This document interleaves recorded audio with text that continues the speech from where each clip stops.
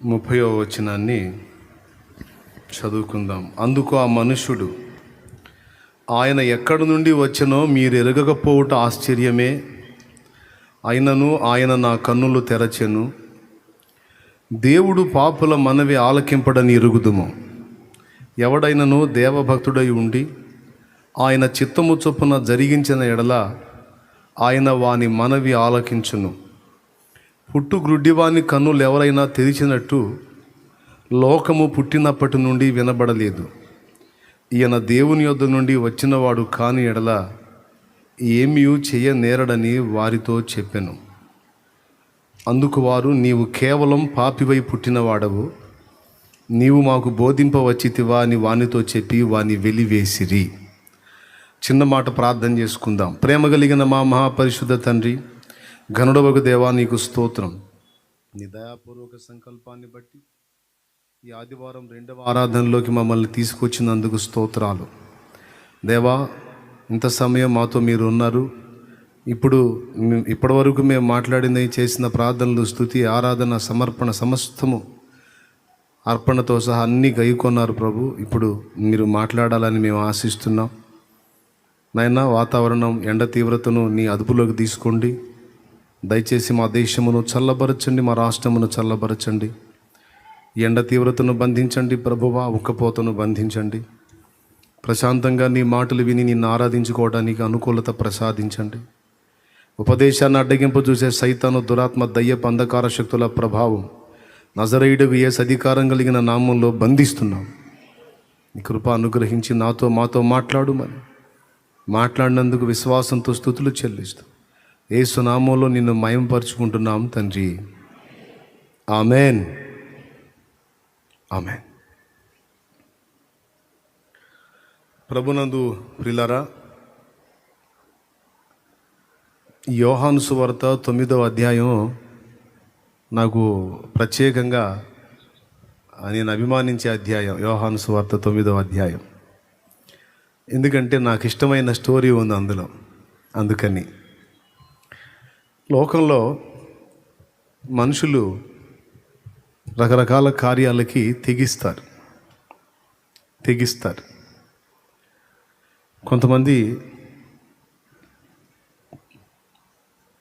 అవతలి వాళ్ళ సొమ్మును అపహరించడానికి, దొంగతనాలు చేయడానికి తెగిస్తారు. కొంతమంది విచ్చలవిడిగా అక్రమ సంబంధమైన జీవితాన్ని గడపడానికి తెగిస్తారు. కొంతమంది స్త్రీలు తెగిస్తారు, కొంతమంది పురుషులు తెగిస్తారు. కొంతమంది తమకు ఇబ్బంది కలిగించిన వాడిని చంపేయటానికి తెగిస్తారు. మరికొంతమంది తమకంటే ముందు పోతున్న వాడి నాశనాన్ని కోరి వాడిని ఎట్లా నాశనం చేయాలా అని ఆ నాశనం చేసే ప్రక్రియలో వాడికి ఎంతవరకు నష్టం కలిగించే అవకాశం ఉంటే అంతవరకు నష్టాన్ని కలిగించడానికి తెగిస్తారు. ఇట్లాగా మనుషులు అవినీతి కార్యకలాపాలు చేయడానికి, దేవునికి ఇష్టం లేని దరిద్రగొట్టు పనులు చేయడానికి తెగించే వాళ్ళని మనం ఎరుగుదాం. ఒకప్పుడు మనం కూడా ప్రభువుని ఎరక్కముందు అలాంటి తెగింపు కలిగిన జీవితంలోనే ఉన్నాం. ఏం తెగింపు అంటే చెడిపోయిన కార్యాలు చేయటానికి తెగింపు. అవునా కాదా? అవును. ఇక్కడ యోహాను సువార్త 9లో క్రీస్తు కొరకు తెగించిన ఒకడిని చూస్తాను. అందుకు ఈ అధ్యాయం అంటే నాకు ఇష్టం. దేవుని కొరకు దైవ చిత్తం చేయడానికి తెగింపు అవసరం. చెడిపోయిన కార్యాలు చేయడానికి తెగించడానికి ఇష్టపడే మనిషి దేవుని కొరకు, దేవుని సంబంధమైన కార్యాలు చేయడానికి, అడుగులు వేయడానికి తెగింపు చేయడు. ఎందుకనో ఆశ్చర్యం. వాస్తవంగా తెగించాల్సిన దగ్గర తెగించరు, తెగించకూడని విషయాల దగ్గర తెగిస్తారు, బరి తెగిస్తారు. స్తోత్రం, హల్లెలూయా. ఇప్పుడు నేను చెప్పినటువంటి ముందు చెప్పిన విషయాలు ఎన్నెన్నో ఉన్నాయి. తెగించి చేస్తారు. కానీ దేవుని చిత్తం నెరవేర్చడానికి, దేవుని సంతోషపెట్టడానికి, దేవుని సంకల్పం నెరవేర్చడానికి తెగించే వాళ్ళు కొద్దిమందే ఉంటారు. అలాంటి వాళ్ళని ప్రత్యేకంగానే దేవుడు కనిపెడుతున్నాడు. అలాంటి వాళ్ళలో ఒకడు యోహాను సువార్త 9వ అధ్యాయంలో మనకు దొరుకుతాడు. అతడు పుట్టినది మొదలుకొని గుడ్డివాడు, 2 కళ్ళు కనబడవు. ఆ రోడ్లమిటి తిరుగుతా వాళ్ళని వీళ్ళని భిక్షాటం చేసుకుంటా బతుకుతున్నాడో, ఎట్లా బతుకుతున్నాడో మొత్తానికి తిప్పలు పడుతున్నాడు. తనకైతే 2 కళ్ళు కనబడవు పూర్తిగా.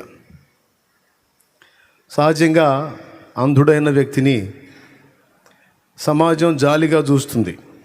పాపం కళ్ళు లేనోళ్ళు, చూపు లేనోళ్ళు అని కొంతమంది జాలి పడితే కొంతమంది వాళ్ళతో ఆటలాడుతూ ఉంటారు, కొంతమంది వాళ్ళని ఆటాడిస్తూ ఉంటారు,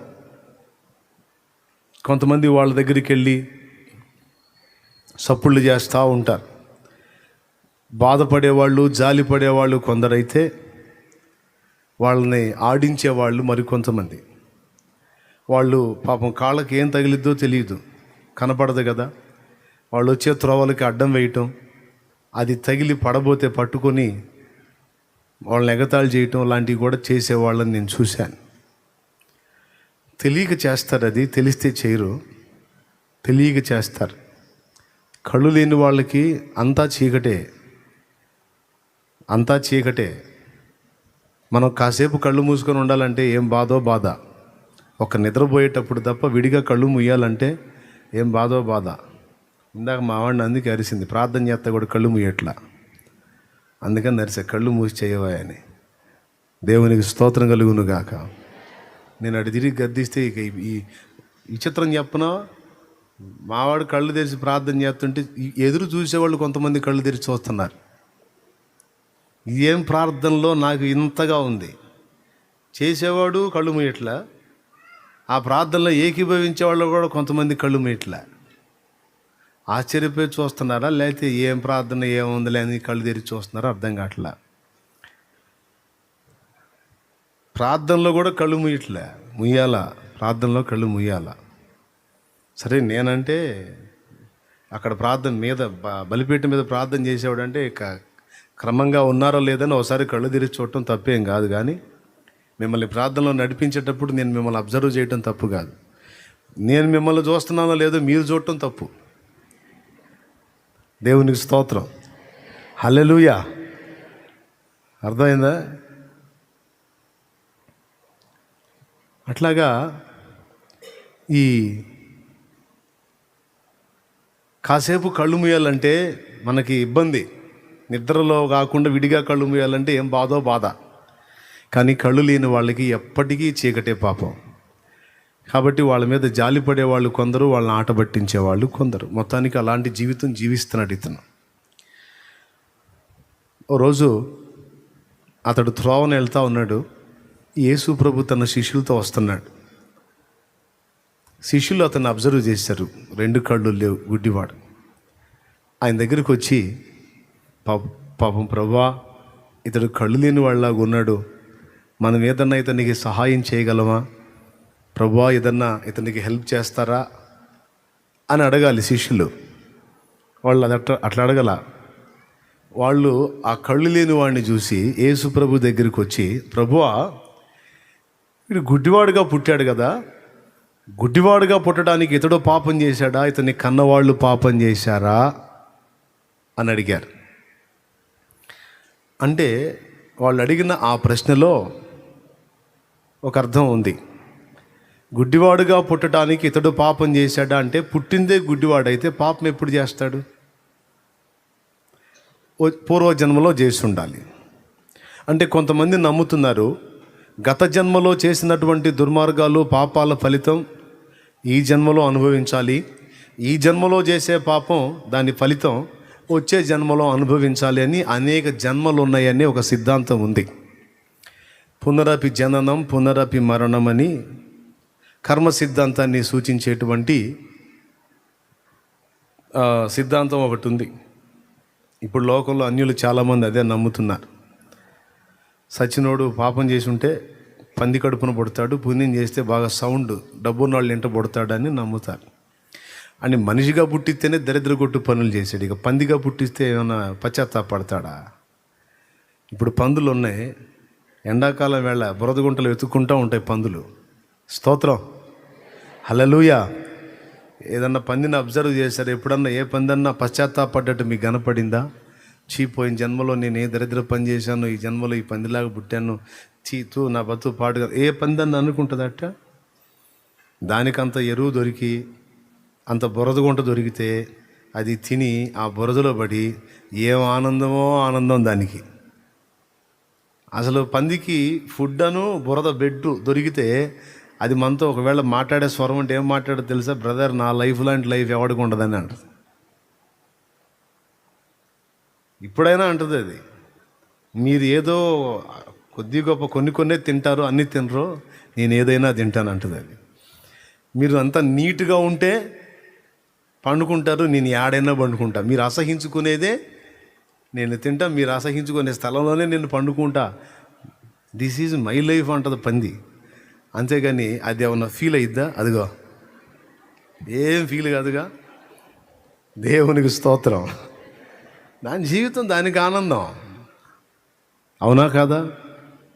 అది కాబట్టి గమనించాల్సింది ఏంటంటే, ఈ జన్మలో పాపం చేసినోడు వచ్చే జన్మలో పందిగా పుడతాడు, కుక్కగా పుడతాడు, దున్నగా పుడతాడు, ఎద్దుగా పుడతాడు. ఇదంతా రైట్ కాదు. మనుషులు ఒక్కసారే మృతి పొందవలెను అని నియమింపబడి ఉన్నది, అటు తరువాత తీర్పు జరుగును. హెబ్రీ పత్రిక 9:27, 9వ అధ్యాయము 27వ వచనం. మనుషులు ఒక్కసారే మృతి పొందవలెనని నియమింపబడెను, అటు తరువాత తీర్పు జరుగును. నాకెళ్ళి చూడండి, ఉందా? జస్ట్ గుర్తు రాసుకో. ఒక్కసారే. ప్రసంగి గ్రంథము 12వ అధ్యాయము 7వ వచనం. మన్నైనది వెనకటి వల్ల మరలా భూమికి చేరును, ఆత్మ దాన్ని దయచేసిన దేవుని యొద్దకు మరలా పోవును. ప్రసంగి గ్రంథము 12:7. మనిషి చచ్చిపోయిన తర్వాత ఏం జరిగిద్దంటే, మట్టి నుంచి తీయబడిన శరీరం తిరిగి మన్నైపోతుంది, ఆత్మ దాన్ని దయచేసిన దేవుని యొద్దకు వెళుతుంది. ఎందుకు వెళుతుంది అంటే జడ్జిమెంట్ కోసం. ఓకే, ప్రసంగి 12:7 జాగ్రత్తగా వినండి. అంతేగాని ఈ జన్మలో చేసే పాపాలకు వచ్చే జన్మలో మోసి, ఆ జన్మలో చేసే పాపాలకు ఆ తర్వాత వచ్చే జన్మలో మోసి, ఎంత జన్మలు ఎత్తుకుంటా ఇంకా దేవుడికి ఏం పని పాట లేదయ్యింది. ఎన్ని జన్మలకు మార్పు చెందాలి వీడు? కాబట్టి అది రైట్ కాదు. ప్రైజ్ ది లార్డ్, హల్లెలూయా. ప్రియులారా, బాగా వినండి. కాబట్టి వీడు పాపం చేశాడా? వీడు పాపం చేసి పూర్వజన్మలో పాపం చేసి ఈ జన్మలో గుడ్డోడుగా పుట్టాడా అని అర్థం వచ్చేటట్టు అడిగారు. అప్పుడు ప్రభు అన్నాడు, నో అలాంటిదేం కాదన్నాడు. పోనీ ఈ జన్మలో వీడిలా అవిటివాడుగా పుట్టడానికి వీడిని కన్నవారు పాపం చేశారా అన్నాడు. అదొక కారణం. తల్లిదండ్రుల పాపముని బట్టి బిడ్డల మీదకి శాపం వచ్చే అవకాశం ఉంది. ఈ మాట నిర్గమాకాండం 20వ అధ్యాయంలో సాక్షాత్తు ప్రభువే చెప్పాడు. నన్ను ద్వేషించే వారికి 3-4 తరాల శాపం, నన్ను ప్రేమించి నా మాట గైకునే వారికి 1000 తరముల దీవెన అనే మాట అక్కడ మాట్లాడతాడు.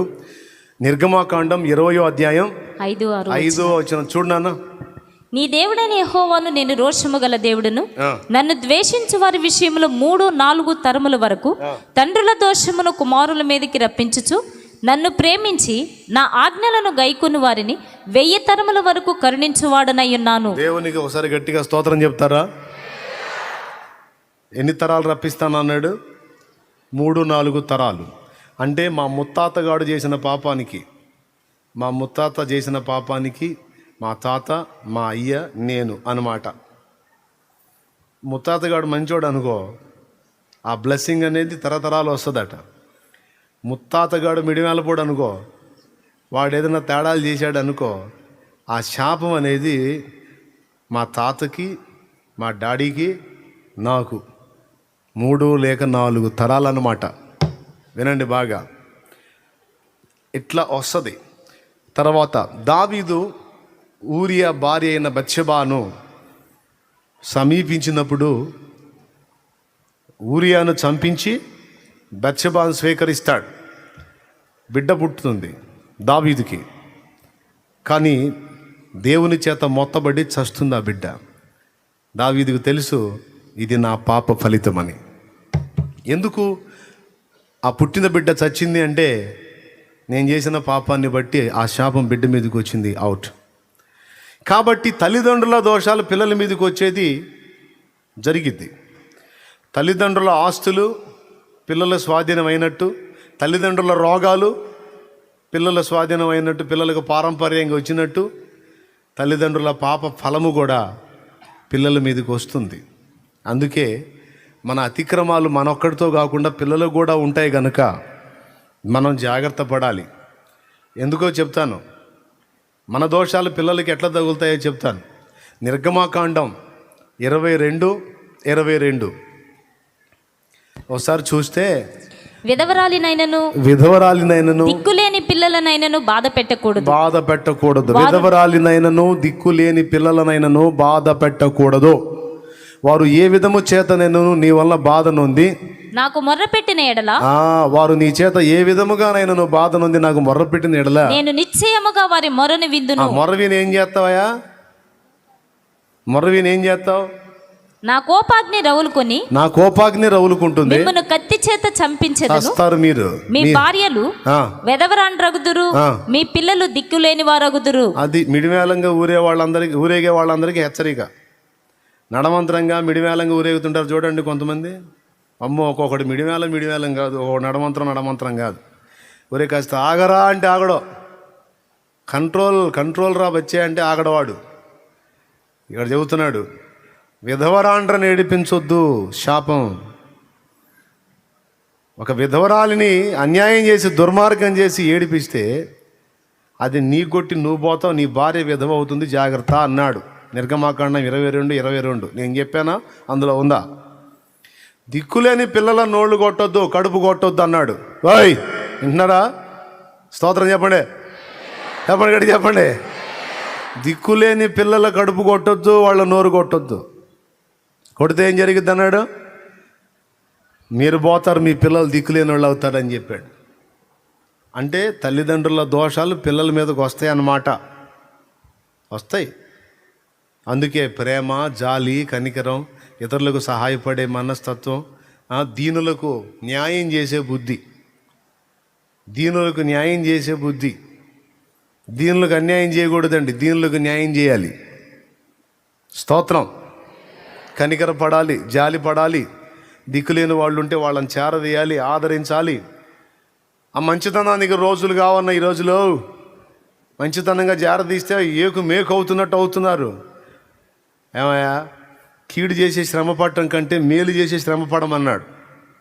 ఒకడిని అన్యాయం చేసి దరిద్రం తెచ్చుకునే కన్నా ఒకడికి మంచి చేసి తెచ్చుకో, పర్వాలేదు, ఆ దరిద్రం కూడా దీవెనగా మారిద్ది అంటున్నాడు దేవుడు. స్తోత్రం. హల్లెలూయా. దీనుల్ని కనిపెట్టడం, దిక్కులేని వారిని ఆదరించడం, విధవరాండ్రకు సహాయపడటం, ముసలా ముతకని కనిపెట్టి కాస్త వాళ్ళ ఆకలి తీర్చడం, వాళ్ళకి న్యాయం చేయటం. ఏమండి, అంగహీనుల్ని, అవిటి వారిని, బలహీనుల్ని ప్రేమించటం, వాళ్ళని ఆదరించటం, వాళ్ళకి ఏదన్నా చేయదగ్గ సాయం చేయటం, ఇలాంటి శుభ లక్షణాలు కలిగి ఉంటే ఎంత మంచిది. ఆ దీవెన మనకే కాదు, మన బిడ్డ తరం వస్తుంది. అవునా? ఇది గుర్తుపెట్టుకోండి, దేవుని వాక్యం చెబుతుంది ఈ మాటలన్నీ. మరి ఇప్పుడు గుడ్డివాడుగా పుట్టడానికి ఈడు పాపం చేశాడు, ఇన్ని కన్నోళ్ళు పాపం చేశారంటే వాడు పాపం చేయలేదు అన్నాడు యేసయ్య. మరి కన్నోళ్ళు పాపం చేశారంటే వాళ్ళు కూడా చేయలేదు, వాళ్ళు మంచోళ్ళే. వీడు మంచోడే, వీని కన్నోళ్ళు కూడా మంచోళ్ళే. మరి ఇద్దరు మంచోళ్ళు అయినప్పుడు వీడు గుడ్డివాడికి ఎందుకు పుట్టాడు అంటే, దేవుని క్రియలు వీని యందు బయలుపరచబడుటకే, దేవుని నామం మహిమపరచబడ్డానికి వీడు గుడ్డివాడిగా పుట్టాడు. ఇప్పుడు ఆ మహిమ అనేది జరుగుతుంది చూడండి అని నేల మీద ఉమ్మేసి, ఆ ఉమ్మిని బురద చేసి ఆ కళ్ళు లేని వాడిని దగ్గరికి పిలిచాడు. అది దగ్గరకు వచ్చి అతను నిలిస్తే ఆ కళ్ళు లేని వాడికి ఆ బురద రాసి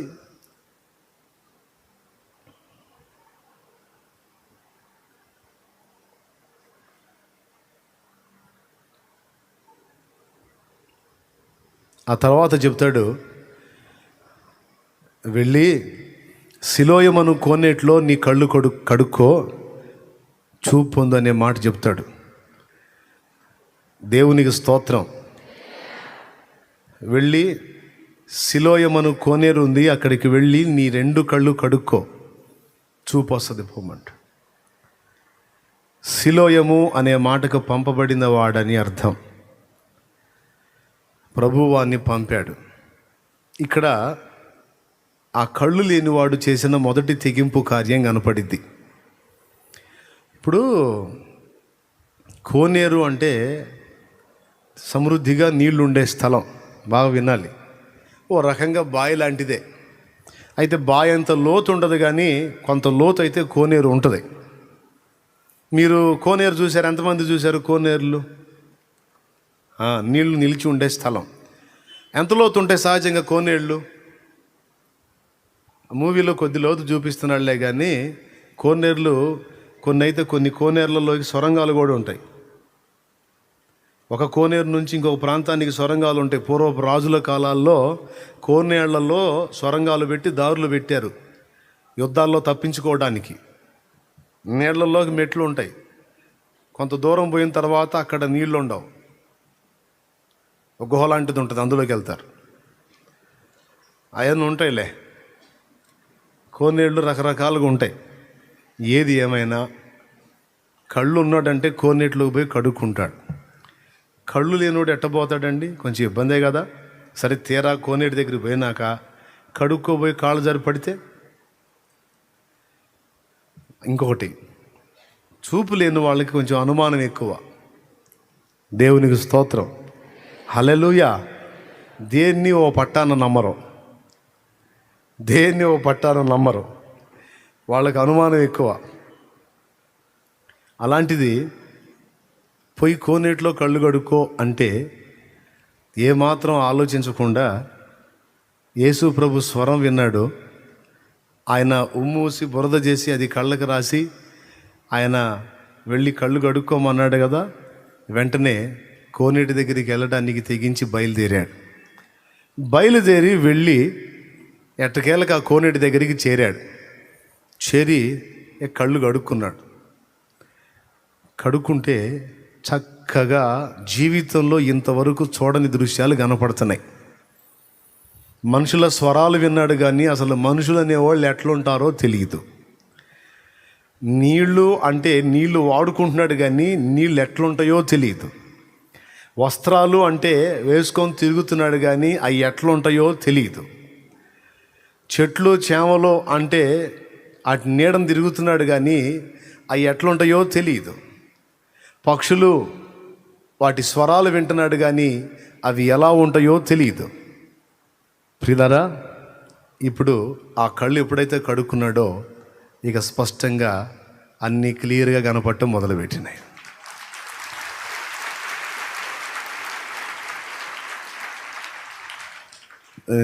నీళ్ళలో తన పాప తను చూసుకుంటున్నాడు. ఓహో, నా ఫేస్ ఇలా ఉందా, నీళ్ళు ఎలా ఉన్నాయా, ఆశ్చర్యం.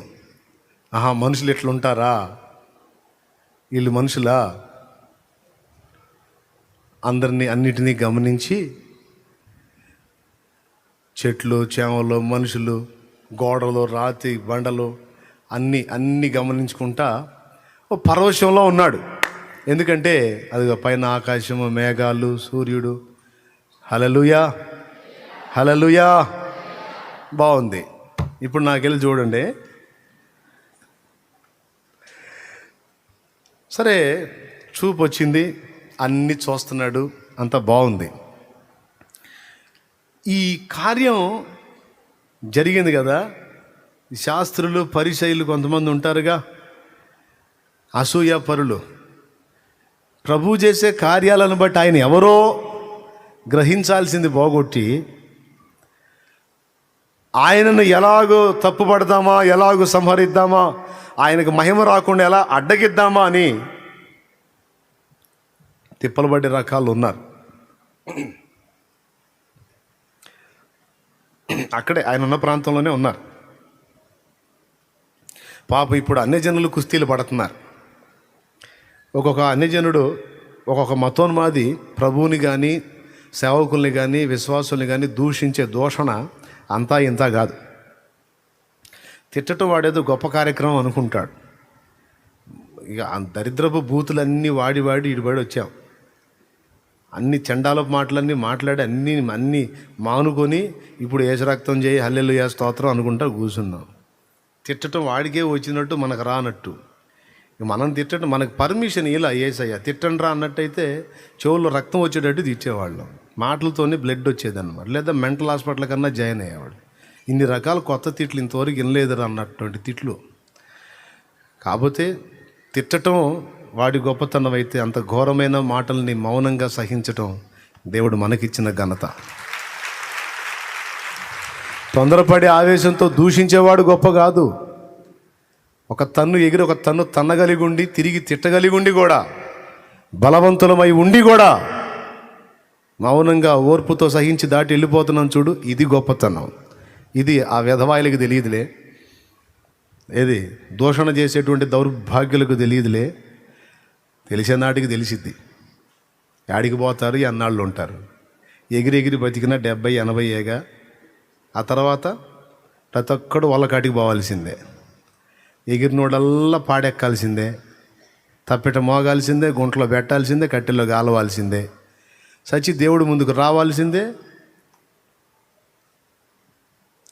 అప్పుడు పులుసు అనగాల్సిందే. వాడికి ఎవరు కనపడరు. వాడు అనుకునేవాడు ఎవడో కనపడరు. ఎవరు నిజంగా ఉండకూడదు అనుకుంటాడు అతనే కనపడతాడు. అతని వాళ్ళకి ఏసే కనపడతాడు. ఇంకెందుకంటే ఇంకెవరు లేరు కాబట్టి ఆయనే కనపడతాడు. ఇదేనండి నువ్వున్నావు, మా వాళ్ళందరూ ఎటుపోయారంటే ఎవడున్నాడు రా అంటాడు. నేనే దేవుడను, మరి ఏ దేవుడునో లేదు సార్, మా వాళ్ళు కూడా చాలామంది ఉండాలి కండి, నేను చాలా చేశాను సార్ అంటే నీ వెనక క్యూలో ఉన్నారు చూడరా అంటారు. ఒకవేళ వాళ్ళు నిజంగా ఉంటే. సింహాసనాసీనుడై ఉండేవాడు ఒకే ఒక్కడు, నజరేయుడగు యేసు. వీడికి ఇష్టం లేకపోయినా సరే ఉండేది యేసే. ఇప్పుడు ప్రధాని మోదీ మనకి ఇష్టం లేదనుకో, ఇష్టం కానంత మాత్రాన మోదీ పోయి ఇంకొక సోది వస్తాడా? అడుగా. నీకు ఇష్టం ఉన్నా లేకపోయినా ప్రధాని ఎవరంటే మోదీ, సీఎం ఎవరంటే జగన్ గారే, అంతే. నీకు ఇష్టం ఉన్నా లేకపోయినా ప్రజెంటు నీకు ఇష్టం లేదని మారిపోతారేంది? ఓ మతోన్మాది, నీకు ఇష్టం లేనంత మాత్రాన్ని ఇంకొకటి ఎవడో రాడు రేపు అక్కడ. ఒకే ఒక్కడు, ఆయన నజరేయుడగు యేసు. ఆయనే ఉంటాడు అంతే.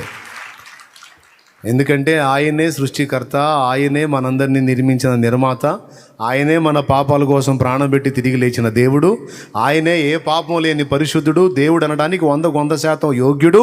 ఆ కొలతలన్నీ కలిగిన వాడు నజరేయుడగు యేసు. హల్లెలూయా, హల్లెలూయా. ఇంకా లేరు.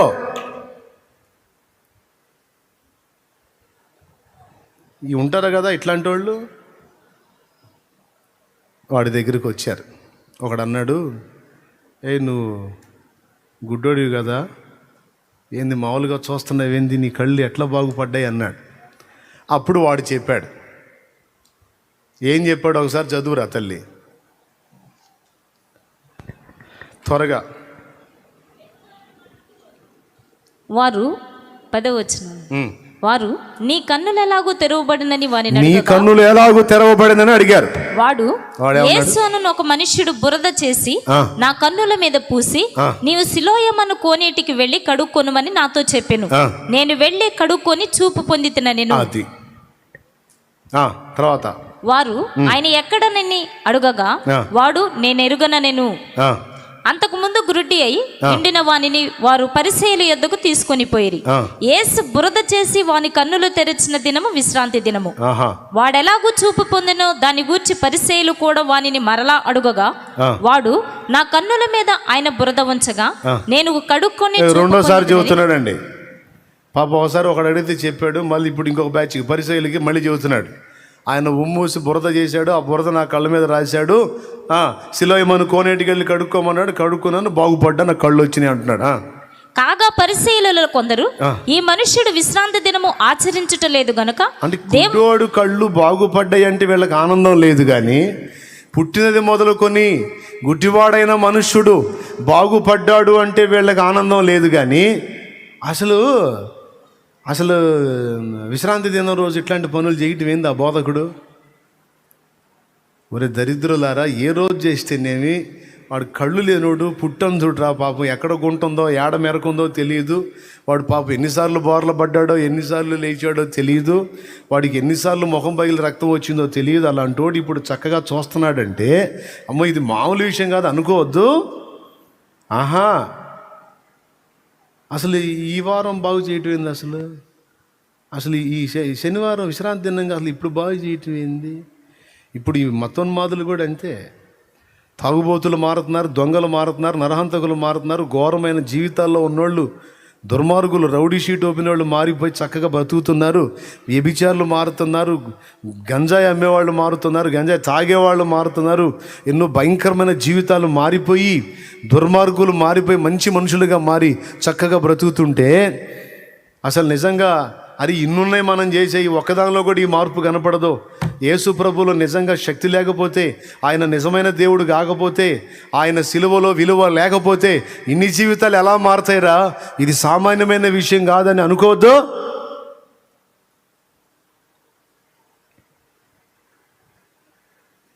అసలు యేసు మతం ఎందుకురా మనకి? యేసు మతం ఎందుకు? తెల్లోళ్ళ దేవుడురా, ఫారిన్ వాళ్ళ దేవుడురా, మనకి ఎంతమంది దేవుళ్ళు ఉంటే యేసు మతం ఎందుకురా? అదెందుకురా, ఇదెందుకురా అని బాగుపడ్డోడు యేసు ప్రభు దగ్గర బాగుపడ్డాడు అనుకొని ఆనందపడ్డాడో. బాగుపడితే పడ్డావు, కానీ నువ్వు యేసు అన్నందుకు మాకు నచ్చట్లా. నువ్వు మారావు, లేకపోతే నీకు ఆ జబ్బు తగ్గింది, నీకు స్వస్థత వచ్చింది, మంచిదే. కానీ నువ్వు యేసు అన్నావు చూడు, అక్కడ మాకు తలకాయ నొప్పి వస్తుంది. యేసు కాకపోతే మన దగ్గర ఇంకా మార్చేవాళ్ళు లేరా? ఉంటే మరి నన్ను ఎవడు మార్చాడు? అసలు ముందు నన్ను మార్చడం సంగతి అట్టుంచి, నేను సేవించిన వాళ్ళు ముందు అసలు వాళ్ళు మారారా? వాళ్ళకే మారు మనసు అవసరం సార్. అది అర్థమయ్యే నేను సర్దుకున్నా. నేను తేడా, వాళ్ళు తేడా. ఇంకా వాళ్ళకంటే నేనే కొంచెం బెస్ట్.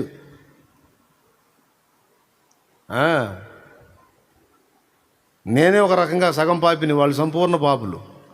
అలాంటి జీవితాలు నేను గతంలో సేవించిన వాళ్ళు. సన్యాసి రాసుకుంటే ఏం రాలిద్ది? పాపి మరో పాపిని ఆశ్రయిస్తే ఏం ఒరిగిద్ది? కాబట్టి నా పాపాలను తీసివేసే ఏ పాపం లేని పరిపూర్ణ పరిశుద్ధుడు ఎవరో అని వెతికితే నజరేయుడు యేసు ఒక్కడు కనపడ్డాడు. ఆ ఒక్కడే కనపడ్డాడు. హల్లెలూయా. అంత మాత్రపోడు ఇంకోటి కనపడలా. కనపడితే నేను ఎందుకు వస్తా ఇటు? మీకు డబ్బులు ఇచ్చి మారుస్తున్నారా మతం అన్నాడు ఒక వెధవ నన్ను. డబ్బులు నాకు ఇచ్చి మార్చడం కాదు, యేసు ప్రభువు నమ్ముకొని నా దగ్గర నా కష్టార్జితంలోంచి నేను ఇస్తున్నా డబ్బులు అన్నా. మీరు ఇంతే చెప్తారులే కానీ మీకు ఇచ్చి మారుస్తున్నారు అన్నాడు. నేను హోటల్కి వెళ్ళినప్పుడు టిఫిన్ తిన్నాను, బిల్లు కట్టించుకోవాలి నోరు మూసుకొని. వాడికి ఎందుకు అడ్డ ప్రశ్నలు?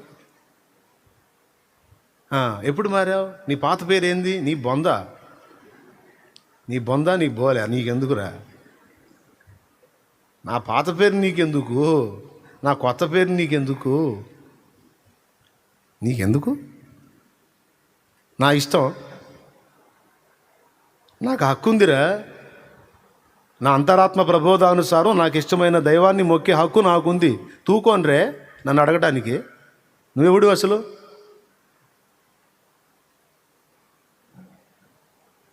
కాదు, అసలు నువ్వు అటెందుకు మతం మారావు? నేనేం మతం మారలా. గుడ్డితనంలో నుండి సత్యంలోకి వెళ్ళా. తరతరాల అజ్ఞానాంధకారంలో నుండి సత్యపథంలోకి వెళ్ళా.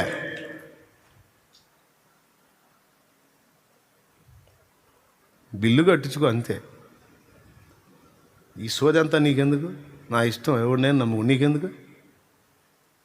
యేసు ప్రభుని నమ్ముకుంటా, అవసరం ఇంకో దానిలో పోతా, ఏది కాదనుకుంటే అసలు ఎవరు లేరని కూర్చుంటా.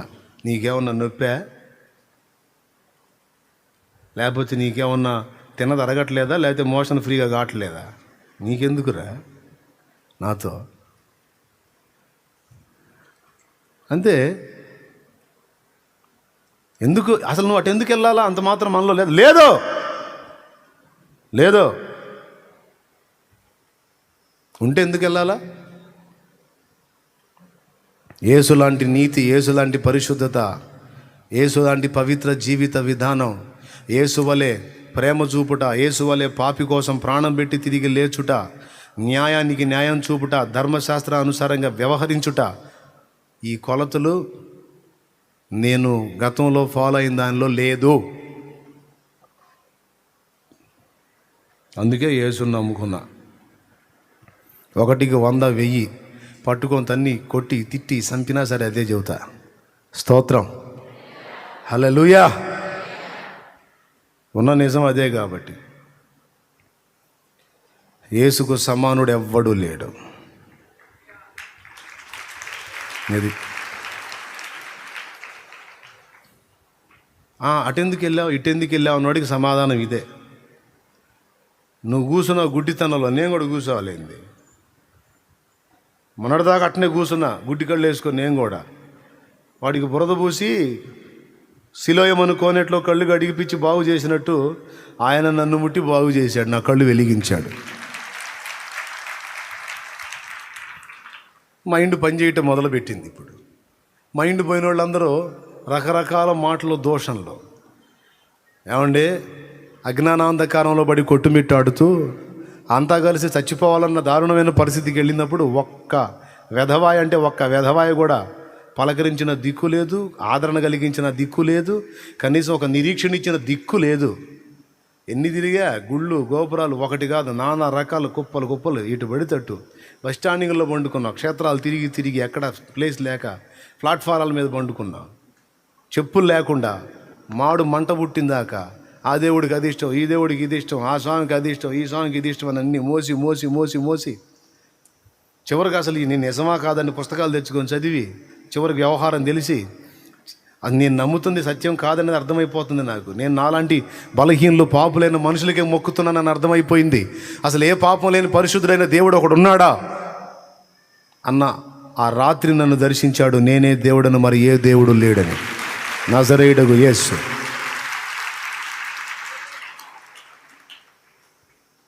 నా కళ్ళు తెరిచాడు. దూషణ మాటలు, పిచ్చి మాటలు, ఈ రకాలు ఇప్పుడే కాదు అప్పటి నుంచి ఉంటారు. వాళ్ళు చేసేది వాళ్ళు చేయాల్సిందే. మత ఉన్మాదాన్ని ఎక్కించుకున్న వాళ్ళు కదా, వాళ్ళు చేసేది వాళ్ళు చేయాల్సిందే. సత్యపదం చేతబట్టినవాడు సత్యపదంలో నడవాల్సిందే. Okay, right. వీడి తెగింపు చూడండి, ఇక మనోడి తెగింపు చూడండి. ఆయన ఇట్లా చేశాడు, నా కళ్ళు వచ్చినాయి అని 1కి 2 సార్లు చెప్పాడు. 2 సార్లు చెబితే వాళ్ళు అంటారు, అసలు విశ్రాంతి దిన రోజు కళ్ళు బాగు చేయటం ఏంది? అరే విశ్రాంతి శనివారం అయితేనే, మంగళవారం అయితేనే, సోమవారం అయితేనే గుడ్డోడి కళ్ళు వచ్చినాయా లేదన్నది ముఖ్యంగానే అప్పుడు బాగు చేయటం ఏంది, ఇప్పుడు బాగు చేయటం ఏంది, ఎప్పుడు చేస్తేనేమిరా దరిద్రుడా. కానీ ఇది ఉండదు. బాగు చేయటం అనేది విశ్రాంతి దినం రోజట, బాగు చేసిన వాడు యేసట. అది నచ్చల, ఆ యేసు అనే పదం నచ్చట్ల. దెయ్యానికి నచ్చదు, మరి దెయ్యానికి నచ్చదు. యేసు గొర్రెలకు ఒక మాట చెప్పాడు, నా గొర్రెలు నా స్వరం వినునని. గొర్రెలకే నచ్చింది, మరి బర్రెలకేం నచ్చింది? బర్రెలకు నచ్చిద్దా, దున్నపోతులకు నచ్చిద్దా? నా గొర్రెలు నా స్వరం వినును అన్నాడు. స్తోత్రం. అప్పట్లో ఈ బర్రెల టైప్ వాళ్ళు ఉన్నారు. అప్పట్లో వాడిని అంటారు, నువ్వు సరిగా చెప్పు, యేసు అనవాక అంటారు. మరి నన్ను బాగు చేసింది యేసు అయితే మరి ఇంక నేను ఎవరిని చెప్పాలరా అంటాడు అతడు. ఇంతలోకి ఇంకొకడు వచ్చాడు, వీడు కొత్త పదం తీసుకున్నాడు. అసలు మీరు ఎంతసేపు వీడితో మాట్లాడుతున్నారు, ఇంతకు అసలు ఇతను మనూరి గుడ్డోడేనా అంటాడు వాడొచ్చి. స్తోత్రం. అప్పుడు ఈ కళ్ళు లేనివాడు ఎట చూస్తాడండి? కళ్ళు లేకుండా ఉండి బాగుపడ్డాడు ఎట చూస్తాడు? కళ్ళు నాకు కదా పోయింది, వీడికి పోయినాయా నాకు పోయినాయా? ఇప్పుడు వాడొచ్చి అంటున్నాడు, వీడు మన ఊరు గుడ్డోడా కాదో చూడండి అంటాడు. అప్పుడు వాడేమంటాడు, సలోమే ఏమన్నాడు, చదవదలుచుకోలేదా ఏంది? కాబట్టి వారు మరల గుడ్డివానితో, అతడు నీ కన్నులు తెరిచినందున నీవతని గూర్చి ఏమనుకునుచున్నావని అడుగు. కళ్ళు ముట్టాడు, బాగు చేశాడు అంటున్నావు కదా, ఇంతకే నువ్వేమనుకుంటున్నావు? చదువు. వాడు ఆయన ఒక ప్రవక్త అనెను. వాడు గుడ్డివాడయ్యుండి చూపి పొందినని యూదులు నమ్మక, చూపు పొందిన వాని తల్లిదండ్రులను పిలిపించి, గుడ్డివాడై పుట్టిన మీరు చెప్పు, మీ కుమారుడు వీడేనా? అలాగైతే ఇప్పుడు వీడెలాగూ చూచుచున్నాడని వారిని అడిగిరి. అందుకు వాని తల్లిదండ్రులు, అమ్మాయి నేను 9వ వచనం చదవమన్నా, 8, 9 వచనాలు చదవమన్నా, నువ్వు కిందికి వెళ్ళిపోయావేంది సలోమే? చదువు. కాబట్టి పొరుగు వారును వాడు భిక్షకుడని ఇంతకు ముందు చూచిన వారును వీడు కూర్చుండి భిక్షమెత్తుకుని వాడును కాడా అనిరి. వీడే అని కొందరును, అదుగో వీడు కాడు, వీని పోలియున్న ఒకడని మరికొందరు అనిరి. చూసారా, నేను చెప్పింది ఉందా లేదా అక్కడ? నువ్వు అది చదవకపోతే మళ్ళీ అది ఉందో లేదో అనుకుంటారు, అందుకని చదివిచ్చా. స్తోత్రం. వీడే అని కొందరంట, వీడు కాదని కొందరంట. ఇప్పుడు ఇంతకు ఎవరు గుడ్డోళ్ళు? గుడ్డోడికేం బాగా అందరూ కనపడతానే ఉన్నారు, గుడ్డోడికి అందరూ తెలుసు, వాడు తెలియట్లా. వీడే అని కొంతమంది, ఇక ఇట్లాంటోడు అచ్చం ఇట్లాంటోడే ఉన్నాడు రా మన గుడ్డోడు, వాడు ఆడ ఉన్నాడు, దేవుడు ఆడండి అంటారు. ఎవడు ఉన్నాడు? ఈడే. ఒరే మీ కళ్ళు ఏమైనా పోయినాయి అయిందిరా, ఇంతవరకు నేనే ఊళ్ళో గుడ్డోడు అనుకున్నాను, మీరు నా కాడికి సీనియర్ గుడ్డోళ్ళలాగా ఉన్నారు.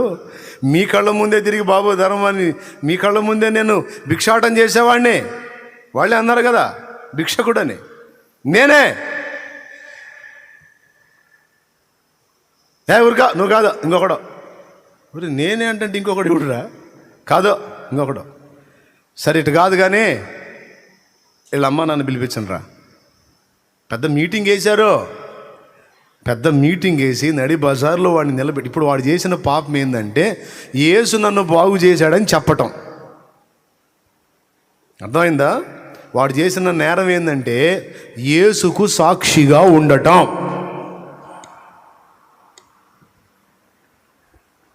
అయితే వాడే వెనకడుగు వేయలే. వాళ్ళు అంటున్నారు,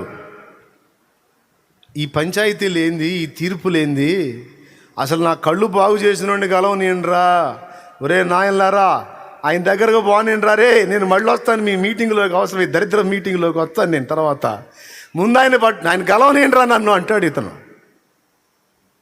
ఆగ భలే పని ఆడికిపోయేది. అసలు నువ్వు మా ఊరు గుడ్డోడువో పక్క ఊరు గుడ్డోడువో తేలాలి అని వాళ్ళ అమ్మా నాన్న పిలిపించి పెద్ద పంచాయతీ పెట్టారు. ఈ వీళ్ళు పంచాయతీ పెట్టి, గుడ్డివాడుగా మీకు పుట్టిన మీ కుమారుడు వీడేనా అని అడిగారు. వాళ్ళు ఏంటి మనం ఊహించని ప్రశ్న అడుగుతున్నారు వీళ్ళు. మన అబ్బాయి వేళ మధ్యలో తిరుగుతూ ఉన్నాడు కదా, ఇదేం పెద్ద సిటీ కూడా కాదు, చిన్నపాటి ఊరు, ఈజీగానే అర్థమవుతుంది. అసలు మావాడిని ఏంది, అసలు వీడు మీవాడా కాదని కొత్తగా అడుగుతున్నారేంటి అనుకుని వాళ్ళు ఆశ్చర్యపోయి, వాళ్ళకి డౌట్ వచ్చింది, ఏదో ఉందిరాబాయి మెలిక అని విషయం తెలుసుకొని, యేసు అన్నందుకు కదా వాడిని గచ్చేసింది. ఇప్పుడు మేము కూడా యేసు వాడి కళ్ళు తెరిచాడంటే వాడితో పాటు మమ్మల్ని కూడా నిలబెడతారు. అసలుకే ఈ ఊర్లో దరిద్రులు ఎక్కువ. ఏం దరిద్రులు? మత పిచ్చోళ్ళు ఎక్కువ. కాబట్టి మేము కొంచెం మెళ్ళకోగా ఉండాలని వాళ్ళు తెలివిగా సమాధానం చెప్పారు. ఏమనంటే, అయ్యా గుడ్డివాడుగా మాకు పుట్టిన కుమారుడు వీడే, వాడే మా అబ్బాయి, కానీ వాడికి కళ్ళు ఎట్టు వచ్చినాయి మాకు తెలియదు అన్న. స్తోత్రం, హల్లెలూయా. వాడికి కళ్ళు ఎట్టు వచ్చినాయో మాకు తెలీదు, వాడు పెద్దోడే, వాడు ఈడొచ్చినోడే, వాడిని అడగండి అన్నారు. కథ మళ్ళీ మొదటికి వచ్చింది. ఇప్పుడు ఒకటి నిర్ధారణ అయింది, వాడు వాళ్ళ ఊరు గుడ్డోడే, కాకపోతే ఇప్పుడు కళ్ళు ఎట్టు వచ్చినాయి అనేది మాకు తెలియదు అన్నారు. మళ్ళీ మొదటికి వచ్చింది. చదువురా. ఇప్పుడు వీడెలాగూ చూచుచున్నాడో ఎరుగము, ఎవడు వీని కన్నులు తెరచునో అదియు మేము ఎరుగము. వీడు వయసు వచ్చిన వాడు, వీనినే అడుగుడి, తన సంగతి తానే చెప్పుకొనగలడని వారితో అనిరి. అంటే బహుశా వాళ్ళు నచ్చ చెప్పుంటారు వాడికి, రే మాంసం తింటున్నామని ఎముకలు మెడలో వేసుకుంటా ఉంటారా? ఆయన బాగు చేశాడు అనుకో, బాగు చేసినప్పుడు ఏదో బాగుపడి గమ్మున ఉండాలిరా. అరే ఇంతమందికి అడ్డం తిరిగి నువ్వేం నిలబడతావురా? ఇప్పుడు ఆ యేసు ప్రభు అంటే వాళ్ళకేమో నచ్చదా, ఊరోళ్ళకి నచ్చదు. నువ్వేమో ఆయనే నన్ను ముట్టాడు, ఆయనే నా కళ్ళు తెరిచాడు, వ్రత చేశాడు, పూశాడు, కడుక్కున్నాను, బాగుపడ్డానని ఆయనే యేసు, ఆయనే యేసు, ఆయన ప్రవక్త, ఆయన యేసు యేసు అని చెబుతున్నావు. ఇప్పుడు వాళ్ళందరూ కలిసి నిన్ను ఏదో చేయడానికి పూనుకున్నారు. మా మాట విని మానుకోరా, యేసు లేదు ఏం లేదు ఊరుకోరా అంటే వీడి వినలా మాట. అందుకే వాళ్ళు ఏం చెప్పారు తెలుసా? వాడి కళ్ళు ఎట్లా తెరవబడే మా తెలీదు, వాడు పెద్దోడు, వాడిని అడగండి. ఎందుకు? వాడి వలె యేసు బాగు చేశాడని చెబితే వీరు కూడా వెలివేయబడతారని ఎరిగి వాడికి చెప్పిన వాడు వినలేదు కాబట్టి ఆ భారం వాడిని ఎత్తిన వేసేసి వీళ్ళు మౌనంగా నిలబడ్డారు. అప్పుడు వాళ్ళు ఏమన్నారు? చదువుసల్లో వాని తల్లిదండ్రులు యూదులకు భయపడి అలాగూ చెప్పిరి. ఎందుకనినా ఆయన క్రీస్తు అని ఎవరైనను ఒప్పుకొనిన ఎడల, అద్దుగా అది కథ. వానిని ఆయన క్రీస్తు అని ఎవరైనా ఒప్పుకొని ఎడలా వానిని సమాజ మందిరములో నుండి వెలివేతుమని యూదులు అంతకు మునుపు నిర్ణయించుకొని ఉండిరి. అదండి ఆ మీటింగ్ తెలిసి వాళ్ళకి. యేసు ప్రభువు, యేసే క్రీస్తు అనే మాట ఎవరైనా ఒప్పుకుంటే వాళ్ళని మన సమాజ మందిరంలో నుండి, మన ప్రాంతంలోంచి వెలేయాలి అని యూదులు మాట్లాడుకున్న మాటలు వీళ్ళకి తెలుసు. వాళ్ళ అమ్మ నాన్నకి తెలుసు. అందుకని యూదులకు భయపడి వాళ్ళు సాక్ష్యం ఇవ్వలేదు. బాగుపడ్డోడు మాత్రం యూదులు లేదు, గీదులు లేదు, తెగించి సాక్ష్యం ఇచ్చాడు.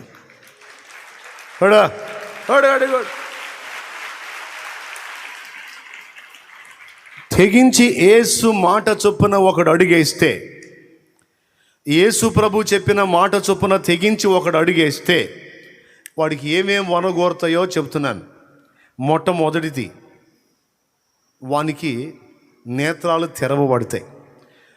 ఆల్రెడీ ఆధ్యాత్మికంగా మనోనేత్రాలు మూయబడిన వాళ్ళకి యేసు వైపుకు అడుగులేస్తే, యేసు మాట చొప్పున అడుగులేస్తే ముందు వాడి మనోనేత్రాలు వెలిగించబడతాయి. మొదటిది, గొప్ప మహిమ కార్యములు వాడి జీవితంలో చూస్తాడు ప్రభు మాట చొప్పున అడుగేయటానికి తెగిస్తే. రెండవది వినండి, రెండవది, యేసు మాట చొప్పున యేసు కొరకు సాక్షిగా నిలబడటానికి ఒకడు తెగిస్తే ఏం జరిగిద్దో తెలుసా? ఊరు వెలేసిద్ది. సొంతోళ్ళు, క్లోజ్గా ఉన్నోళ్ళు అవసరమైతే శత్రువులుగా మారుతారు. అయితే మనుషులు ఒకవేళ మారితే శత్రువులుగా మారుతారు, వెలేస్తారేమో, కానీ వానికి యేసు సన్నిధి లభిస్తుంది. వచ్చేస్తాడు, యేసే వస్తాడు ఇక నీ దగ్గరికి. తెగించాలైతే ఏం చేయాలి? తెగించాలి. ఎండ అదిరిపోతుంది కదా, తెగించి వచ్చారు. ఎంత ధైర్యం మీకు అసలు! తెలివిగల వాళ్ళందరూ ఇళ్ళకాడు కూర్చొని చల్లగా ఏసీలు వేసుకొని స్క్రీన్ పెట్టుకొని కడుపులో చల్ల కదలకుండా మంచిగా చూసుకుంటూ కూర్చుంటే కొంతమంది, మీరేమో పిచ్చోళ్ళలాగా ఈంతున్న ఈ ఎండకి వడగాలికి అసలు ఏమన్నా ఉందా? తెగించి ఎడదాకా వచ్చారు. అసలు ఏంది అసలు మీరు? ఆ మాత్రం అర్థం చేసుకోలేడు యేసయ్య. ఎండ అంతసేటు పంపించేవాడికి తెలియదు. ఏంది మీరు ఇంత కష్టపడి రాకపోతే ఏం పోయింది అని అడుగుతా, మీరేం చెబుతారు? ఎండలేదు కొండలేదన్నా వారానికి ఒకరోజు ఆయన సన్నిధి, ఇది పోగొట్టుకుంటే ఇంకా ఎట్లా? అందుకే తెగించాం. ఇంటికాడ కూర్చుంటే ఎట్లా? పరిశుద్ధులందరితో కలిసి నా ప్రభువుని ఆరాధించాలి. ఆయన సన్నిధిలో నా కొరకు నా ప్రభు కనిపెడతాడు. నా ప్రభు కన్నులు నా కొరకు చూస్తాయి. అందుకే ఎండైనా కొండైనా తెగించా అనేది నీ సమాధానం. మీరే తెగించినప్పుడు నేను ఎందుకు తెగించకూడదు? అందుకే నేను ముందే తెగించి కూర్చున్నా ఇక్కడ. స్తోత్రం. మీరన్న ఒక ఆరాధన, నేను 2 ఆరాధనలు. ఈ మధ్య గ్యాప్లో మళ్ళీ ప్రేయర్ గార్డెన్లోకి వెళ్ళి కొంతమంది మేస్త్రీలని అక్కడ వర్క్లో పురమాయించి వచ్చా. ఇక్కడ ఉన్న వాళ్ళలో మేస్త్రీలు ఎవరన్నా ఉన్నారా? మేస్త్రీలు నాయన పని కట్టడం వచ్చిన వాళ్ళు నిజంగా ఉన్నారా? రైట్, కూటమైనాక నాతో వస్తారా? తలా ఓ చేస్తే తొందరగా అయిద్ది. తినే వద్దురు కానిలే, వీడు మళ్ళీ తీసుకెళ్ళి సాగు కొడతాడేమో అనుకోకండి. అక్కడ ఆల్రెడీ ఒక 10 మంది చేస్తున్నారు, మీరు కూడా ఒక చేయబడితే 4 చేతులు తొందరగా వర్క్ అయిపోయిద్ది. సరే, ఇక నేను సింపుల్గా ముగిస్తా. తెగిస్తే ఏంటి? దేనికి తెగించాలి? చెడిపోయిన కార్యాలకి, బుద్ధిహీనమైన క్రియలకి బరి తెగించడం కాదు, తెగింపు చేయటం కాదు. క్రీస్తు కొరకు తెగిస్తే ఏం జరిగిద్ది? తెగించినోళ్ళు కొంతమంది ఉన్నారు. దేవుడు చెప్పిన మాట చొప్పున తండ్రి ఇల్లు విడిచి ఎక్కడికి చెబుతున్నాడు అడ్రస్ కూడా తెలియకుండా బయలుదేరాడు అబ్రహాము. ప్రభు మాట చొప్పున నడవటానికి తెగించాడు. ఫలితంగా కనాను ప్రాంతం మొత్తాన్ని వాగ్దాన భూమిగా స్వతంత్రించుకున్నాడు. రాజుగా అయిపోయింది, అంశం అయిపోయింది. నీకొక్కగానొక్కడై ఉన్న నీ ప్రియ కుమారుని నీవు ప్రేమించు ఇస్సాకును తీసుకొచ్చి మొరియా దేశమందున్న పర్వతం మీద నాకు బలిగా, దహన బలిగా అర్పించు అంటే ఆ ప్రియ కుమారుని కూడా దేవుని కొరకు అలా ఇవ్వడానికి తెగించాడు అబ్రహాము. అయితే ఇవ్వనీయకుండా బిడ్డని బలి చేయబోతుంటే ఆపి, అబ్రామా, ఆ చిన్నవాని మీద నీ చెయ్యి వేయకుమో అని ఆ తర్వాత దీవించాడు. ఎంత అంటే ఆకాశ నక్షత్రాలు, సముద్రపు ఇసుక రేణువులంత విస్తారమైన సంతానాన్ని అబ్రహాముకు దేవుడు అనుగ్రహించాడు.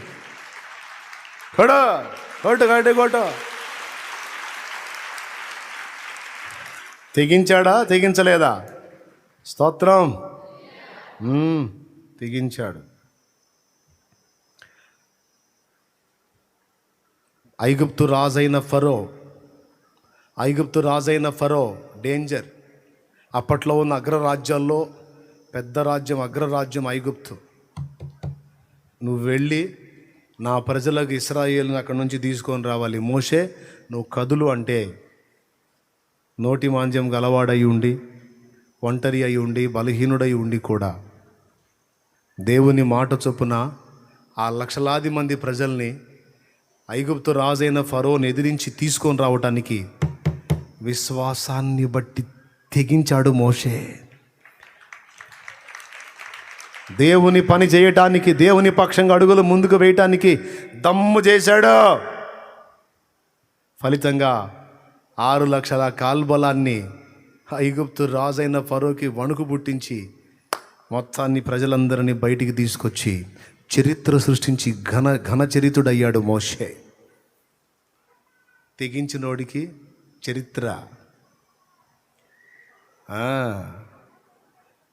పుట్టిన బిడ్డను పుట్టినట్టు నైల్ నదిలో పడేయాలి, ఫరో ఆజ్ఞ. అయితే యోకేబెదు కొడుకును గన్నది మోషేని, పసికందు.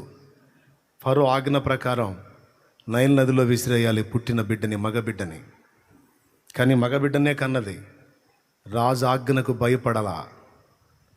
విశ్వాసమును బట్టి 3 నెలలు బిడ్డని కని ఇంట్లోనే భద్రం చేసింది. నాకు ఆశ్చర్యం.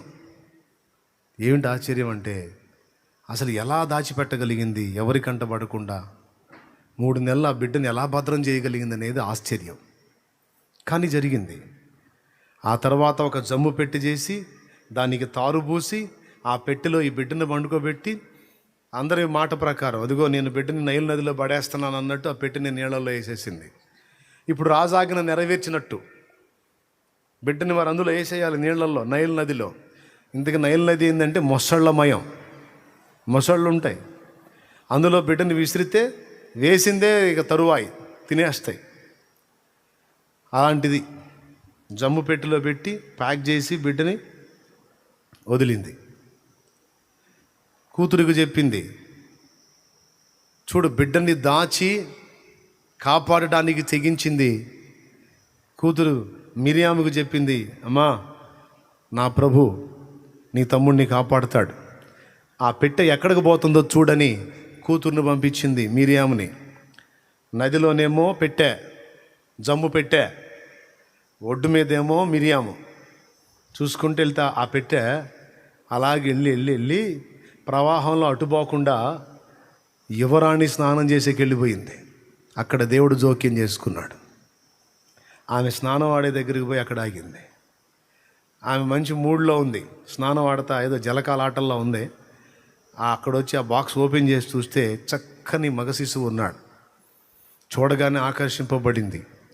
నీటిలో నుండి తీయబడిన వాడు గనుక మోషే అని పేరు పెట్టేసి చేతుల్లో తీసుకొని ఆడిస్తుంది. హెబ్రీల బిడ్డ అనుకుంటాను అని. అయితేనేవి వీడిక నుంచి నా కొడుకు నాకు దొరికాడు. వాస్తవంగా ఈ నైల్ నదిలో ముసళ్ళ చేతుల్లో పడాలి, పడకుండా వీడు నాకు దొరికాడు గనక వీడిని నా బిడ్డగానే నేను పెంచుకుంటా అని వాడిని ఆడిస్తూ ఉంటే ఈ చిన్నది మిరియాం పోయి, అమ్మా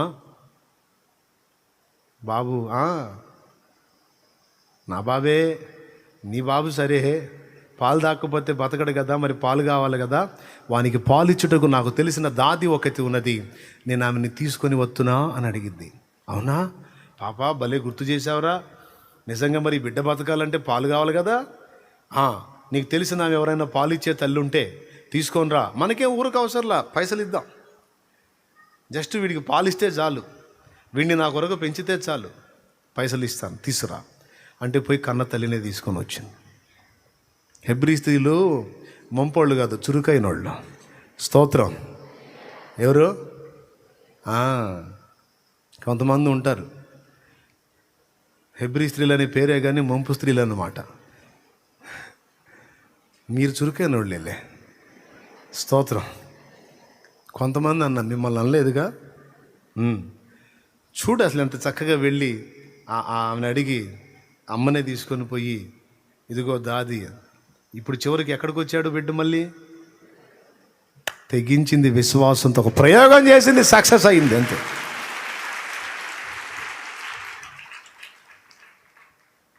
సాధించుకుంది, చరిత్ర సృష్టించిన ఒక బిడ్డను దక్కించుకుంది. విశ్వాసాన్ని బట్టి తెగించి దేవుని కొరకు చేసే కార్యాలు ఏవైనా నిష్ఫలం కావు, ఖచ్చితంగా ఫలితం వస్తుంది దానికి.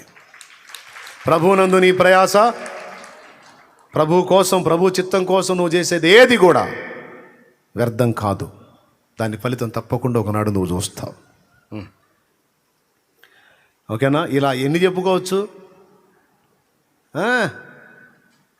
వీళ్ళందరూ కలిసి పాపం వాడిని ఇటు అడుగుతూ ఉన్నారు. అసలు ఇప్పుడు నీ కళ్ళు బాగుపడ్డాయి కదా, ఇగో ఏమనుకుంటున్నావు నువ్వు? ఏమనుకునేది ఏముంది? నేను గుడ్డోడిని, ఆయన నా కళ్ళు తెరిచాడు, ఆయన ప్రవక్త అనుకుంటున్నా, అంతేగాని ఏం మారమన్నమాట. సరే కానీ అసలు ఎందుకు నీ కళ్ళు ఎట్ట బాగుపడ్డాను? మళ్ళీ ఎన్నిసార్లు వింటారా మీరు? మళ్ళా ఆయన అడుగుతున్నారు ఆయన గురించి. మీరు కూడా ఆయన యందు విశ్వాసం ఉంచిన వారా ఏమి అన్నాడు? నువ్వు అట్లాంటి వాడివి, నీలాంటి వాళ్ళు నమ్ముకుంటారా? మాకెందుకురా? నీలాంటి పాపాత్మలు నమ్ముకుంటారు, మాకెందుకురా? మేము అబ్రహాం సంతతి, పరిశుద్ధులమైతే. కొంతమంది దౌర్భాగ్యులు ఈ మాట అంటున్నారు, యేసు ప్రభుకి దగ్గరికి వెళ్తున్నావా? పాపులారా, పొండి పాపులారా, అంత పాపులేగా, పాపులము తండ్రి, పాపులం అనుకుంటా పొండి, పాపులారా, పాపులే పోతారు అక్కడికి. అంటే వీడి ఫీలింగ్ ఏంది తెలుసా? వెటకారం. వీడు పరిశుద్ధుడు అనమాట, వీడు ఏ తప్పులు లేనోడు అనమాట, పాపులందరూ పోతారనమాట ఆడికి. ఇప్పుడు పాపులు అని దీనులు అని తగ్గించుకొని వచ్చిన వాళ్ళంతా పరలోకంలో ఉంటారు. పాపులారా పొండి అని ఈ పరిశుద్ధుడు ఉన్నాడే, రేపు అగ్నిగుండంలో ప్రభువా ఒక ఛాన్స్, ప్రభువా ఒక అవకాశం, యేసయ్యా ఒక ఛాన్స్, నువ్వు అనుకోలేదయ్యా, అసలు తెలియదయ్యా, తెలితే అమ్మో, తెలితే అయ్యా, తెలితే అమ్మ, తెలితే అబ్బా అనలేదు, అమ్మ అనలేదు, అయ్యా అనలేదు. ఇచ్చా కదరా, నీకు ఎన్నో అవకాశాలు ఇచ్చా కదరా, ఇచ్చావు కానీ ప్రభా ఎట్టుంటుంది అనుకోలేదు ప్రభా. ఇప్పుడు పడరా,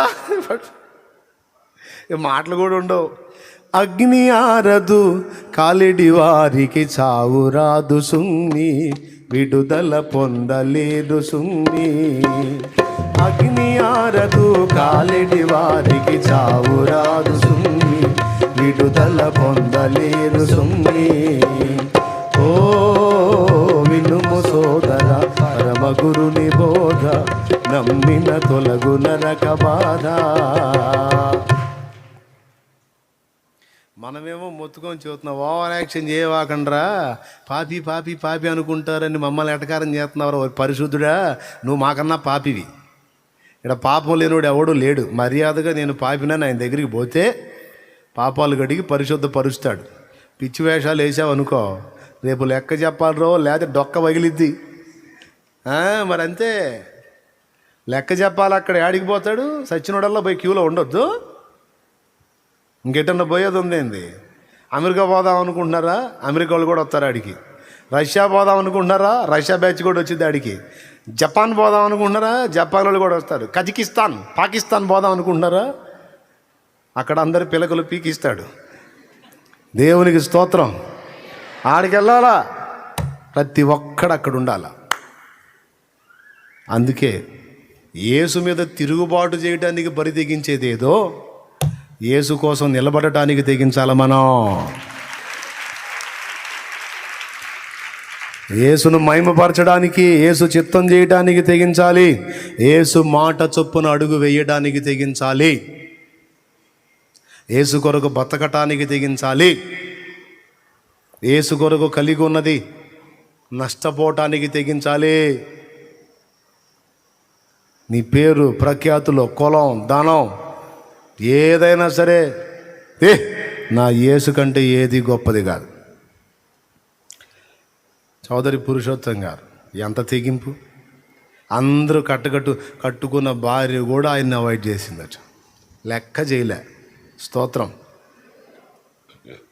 ఆయన ముని మనవరాళ్ళు అనుకుంటా, నాకు లెటర్ రాసింది తల్లి. ఎలా ఉందో మరి. ఆయన ముని మనవరాళ్ళు, ఆమెకే 80 ఏళ్ళు. మాట్లాడేవా? ఫోన్ చేసిందా? ఎంత ధన్యురాలు సలోమి. లక్కీ ఛాన్స్లన్నీ నీకే తగులుతున్నాయి. ఆయన ముని మనవరాలతో మాట్లాడిందంట మన సలోమి. సంతోషం. ఎంత తెగింపు. మోక్ష నగరు మా పుట్టిల్లు అంటే ఓన్ ఫ్యామిలీ. పుట్టిల్లు నెట్టేస్తే ఇంకా లేదు, దిక్కు లేదా ఏంది? అసలు ఇది కాదు నా ఫ్యామిలీ. మోక్ష నగరు మా పుట్టిల్లు, ముఖ్య దూతల్ మా స్నేహితులు. మోక్ష నగరు మా పుట్టిల్లు, ముఖ్య దూతల్ మా స్నేహితులు. సాక్షాత్కారమయ్యుండగను, సాక్షాత్కారమయ్యుండగను, లక్ష్య పెట్టమిహ బాధలకు. యెహోవా మా తండ్రి కాడ, యేసుడు మాయన్న కాడ. యెహోవా మా తండ్రి కాడ, యేసుడు మాయన్న కాడ. దేవునికి మహిమ. ఏమండి, ఫ్యామిలీ వదిలేస్తే ఇంకేం మాకేం దిక్కులేదా అయింది? ఈ పుట్టిల్లు వదిలేస్తే మోక్ష నగరమే మా పుట్టిల్లు, ముఖ్య దూతలు మా ఫ్రెండ్స్. రే నువ్వేంద్ర అందులో కలిసావంటగా? అబ్బో నీతో ఫ్రెండ్షిప్ చేయవు. ఎవడికి కావాలా మీకు బోర్డ్ ఫ్రెండ్షిప్? ఎవడికి కావాలా?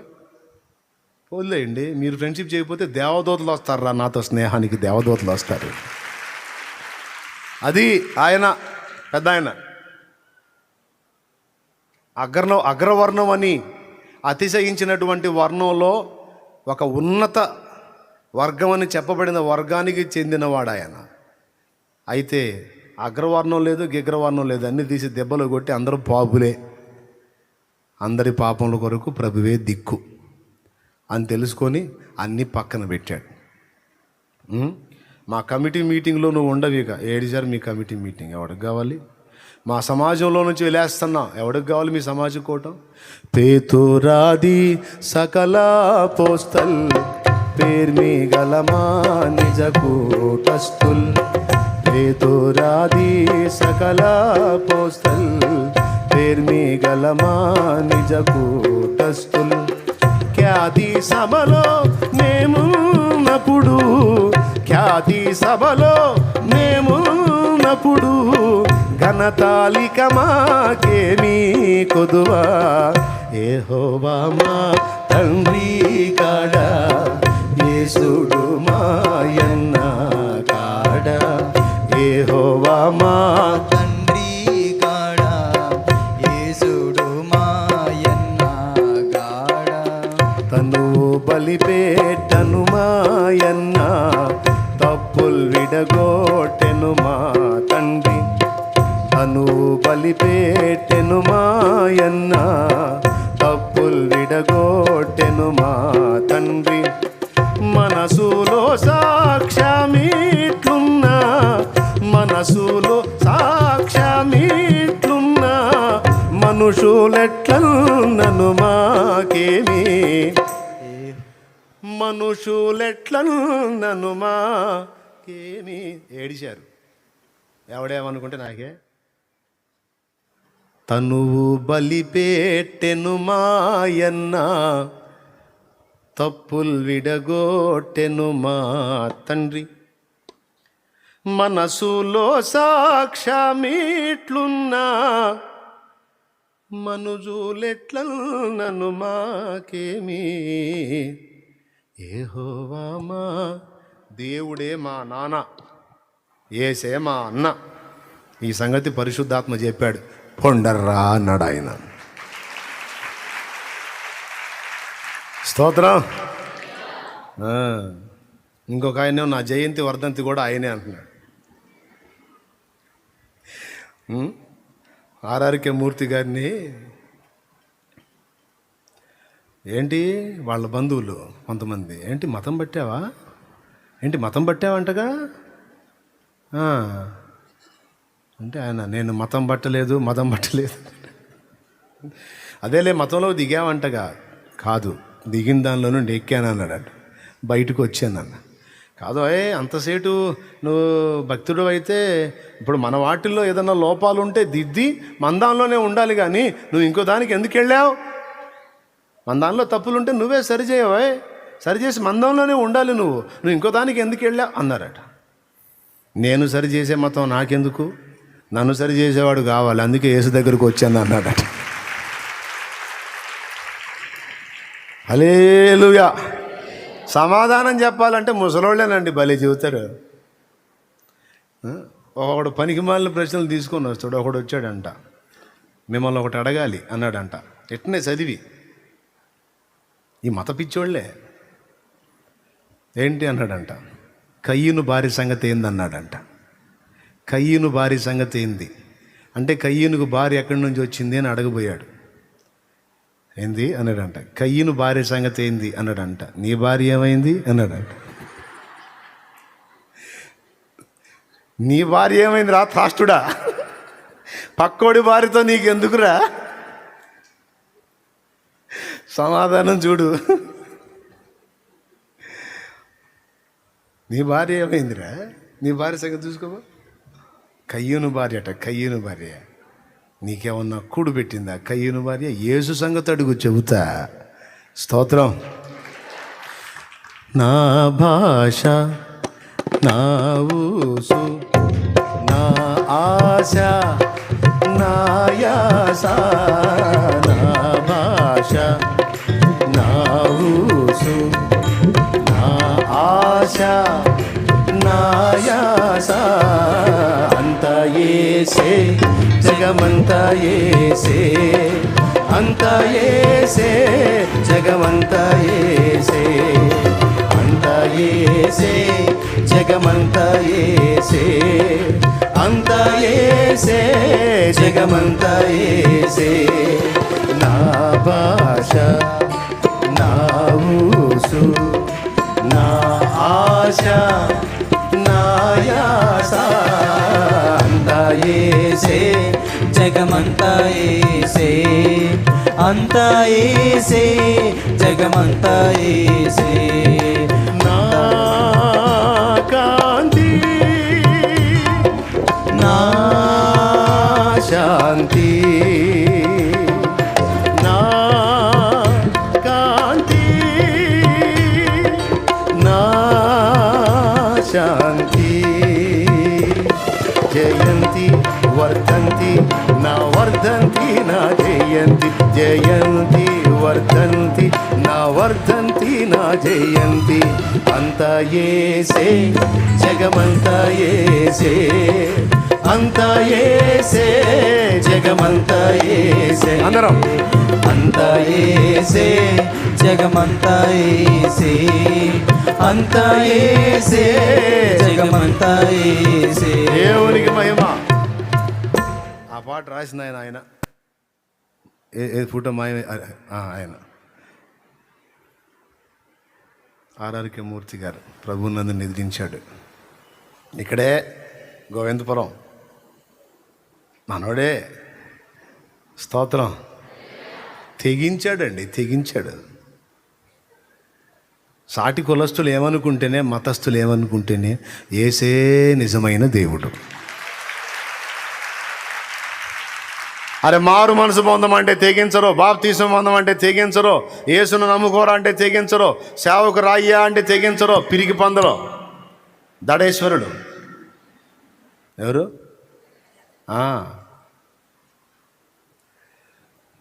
దమ్ము కావాలి. దమ్ము.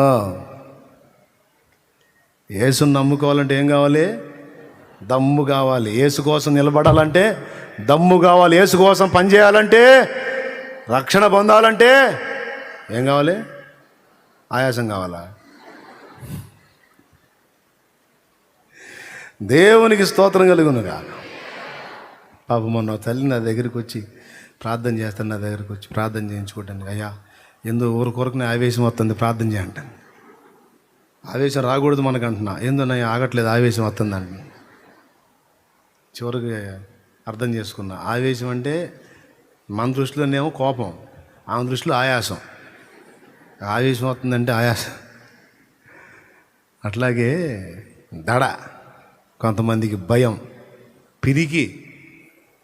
దేవుని కోసం నిలబడాలంటే పిరికి, దేవుని చిత్తం చేయాలంటే పిరికి. మళ్ళీ దరిద్ర కొట్టు పనులన్నిటికీ బాగానే తెగిస్తారు, మిగిలిన వాటన్నిటికీ బాగానే తెగిస్తారు. దేవుని కొరకు చేయాలంటే తెగింపు లేదు, దేవుని కొరకు మారాలంటే తెగింపు లేదు, దేవుని కోసం సమాజానికి సాక్ష్యంగా నిలవాలంటే తెగింపు లేదు. పిరికి పందలో కొంతమంది. మార్పు చెందాలి మనం. తెగించాడు, కళ్ళు వచ్చినాయా? రెండవది చివరికి వెళ్ళేశారు మొత్తం కలిసే. అటు తీర్పు తీర్చి మొత్తం కలిపి వెళ్ళేస్తే, పోతే పోండ్రా అంటే టోటల్గా నా కళ్ళు రావటం మీకు ఇష్టం లేదు, నేను కళ్ళు లేకుండా గుడ్డోడిగా తిరిగితే మీకు ఇష్టం. మీ మధ్యలో పుట్టాను, మీ మధ్యలో పెరిగాను, నేను బాగుపడితే మీ కళ్ళు మంటలో తట్టుకోలేకపోయినాయి. నా గుడ్డి బతుకే ఆశించారు మీరు. కానీ ఆయన వెతుక్కుంటా వచ్చి నా కళ్ళు ముట్టిపోయాడు రా, బాగు చేసిపోయాడు. నేను మంచోళ్ళనో చెడ్డోళ్ళనో చూడలా, నేను ఏందో చూడలా, నా కోసం వచ్చి చేసి వెళ్ళిపోయాడు. ఆయన కావాలరా నాకు. మీలాంటి తుక్కు రకాలు ఎందుకురా నాకు? మీరు నన్ను వెళ్ళేయటం కాదు, నేనే ఊరు మొత్తాన్ని వెళ్ళేసి వెళ్ళిపోతున్నాపా అని వెళ్ళిపోయాడు. స్తోత్రం.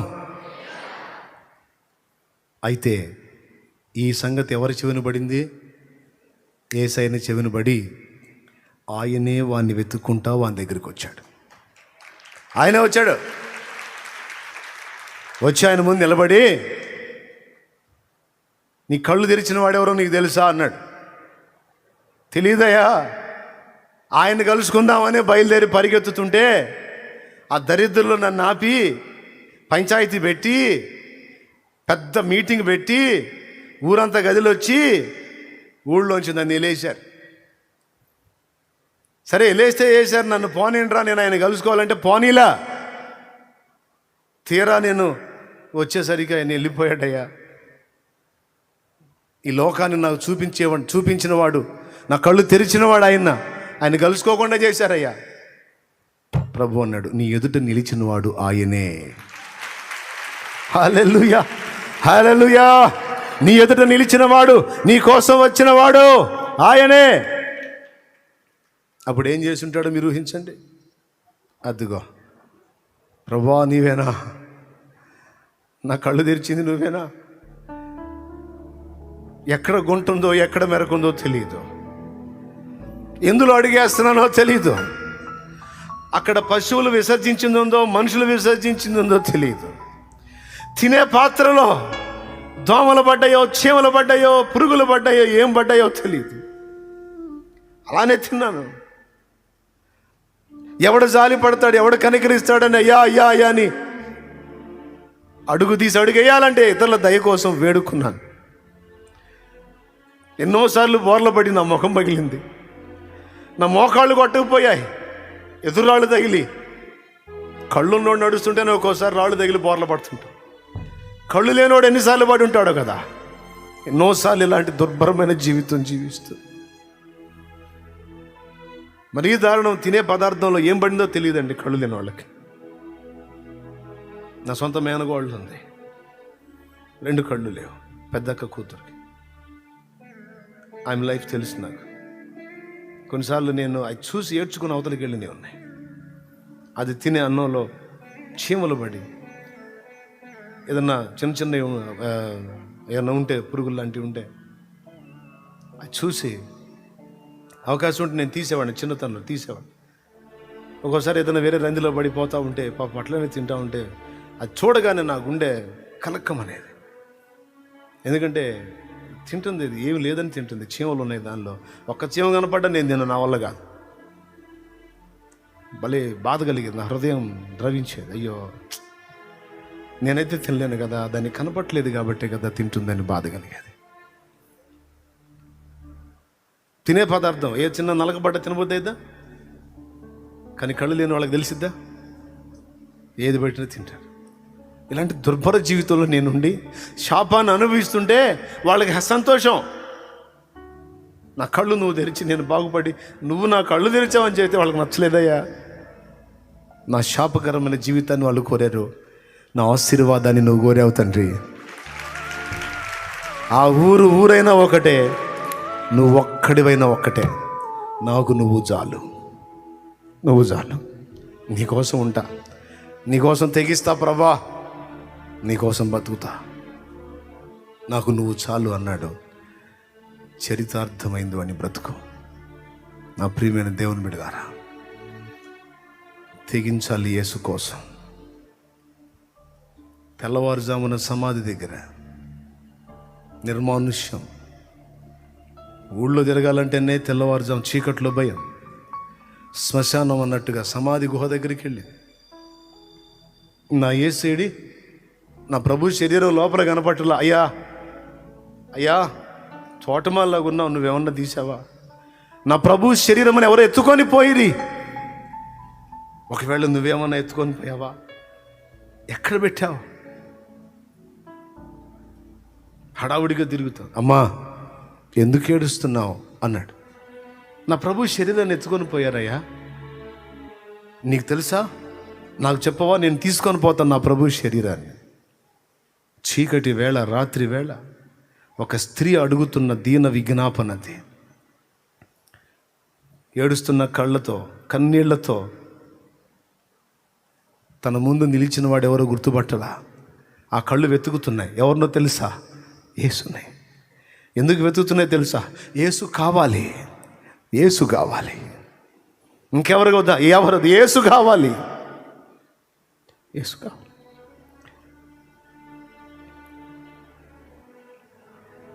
చూశాడు. అన్వేషణ చుట్టూ చూస్తుంది. ఆ సమాధి స్థలం చుట్టూ అటు ఇటు తిరుగుతూ ఉంది. ఆ కాలు నిలబడట్లా, వెతుకులాట. తొలకరి కోసం భూతలమంత ఆశతో చూచినట్లు నీదు స్పర్శకై నా మనసు మిగులాశతో ఉన్నది. తొలకరి కోసం భూతలమంత ఆశతో చూచినట్లు కలత నిండిన నా హృదయం నీకై చూచుచున్నది. నా వేదన నన్ను బలికాంది, నీపై ఆశ బ్రతికించింది. నా వేదన నన్ను బలికాంది, నీపై ఆశ బ్రతికించింది. నీవే పలుకకుంటే, నన్ను పలుకరించకుంటే, నీవే చేరకుంటే, నన్ను చేరదీయకుంటే, కడు వేదనతో ఉంటాను, కథలా ముగిసి ముగిసిపోతాను, కడువేదనతో ఉంటాను, కథలా ముగిసిపోతాను. యేసు నీ కోసం వెదికే నా ప్రాణం, నా తండ్రి నీ కోసం ఈనారాటం. కాలాలు మారిపోతున్నా, నీకు చేరువ కాలేకున్నా, నా సమీపాన నీవు నిలుచున్నా, నిన్ను చేరలేకపోతున్నా. కాలాలు మారి తున్నా, నిన్ను చేరువ కాలేకున్నా, నా సమీపాన నువ్వు నిలుచున్నా, నిన్ను చేరలేకపోతున్నా. యేసు నీ కోసం వెదికే నా ప్రాణం, నా తండ్రి నీ కోసం ఈనారాటం. Praise the lord. మిగిలిన ఆడవాళ్ళు వెళ్ళిపోయారు, ఆ ఒక్కతే ఆగింది. ఎంత ధైర్యం చూడు, ఎంత తెగింపు చూడు. ఎందుకు? ఆశ. నాకు యేసు కావాలి. స్తోత్రం. వచ్చాడు యేసు, మారు రూపుగా కనపడి, అమ్మా ఎందుకు ఏడుస్తున్నావు అన్నాడు. నా ప్రభు కోసం. ఆయన ఎత్తుకొని పోవాలి, ఆయన నాకు కావాలి. అప్పుడు పిలిచాడు. అటు తిరిగి వెతుకుతుంటే వెనక నుంచి పిలిచాడు, మరియా, మరియా. అప్పుడు ఆ స్వరం గుర్తుపడి, నా గొర్రెలో నా స్వరము. ఎవరిది ఆ స్వరం? యేసు. వెంటనే వెనక్కి తిరిగి చూస్తే నిలబడున్నాడు. రబ్బూని అని పెద్ద కేక వేసిద్ది, అంటే బోధకుడా, ప్రభువా. నేను నీ మృతదేహాన్ని వెతుకుతున్నాను, నువ్వు సజీవంగా ఉన్నావు. నేను లేచి ఉన్నాను. పరిగెత్తుకుంటూ వెళ్ళింది పట్టేసుకోవటానికి ఆయన్ని. ఆగు, నేను ఇంకా తండ్రి వద్దకు ఎక్కి వెళ్ళలేదు. నీ ఆర్త ధ్వని నన్ను దాటిపోకుండా ఆపేసింది.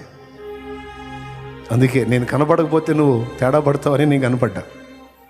వెళ్ళి నా సహోదరులకు చెప్పు, నేను తండ్రి వద్దకు ఎక్కి వెళుతున్నాను, వాళ్ళని మళ్ళా నేను కలుసుకుంటాను అంటే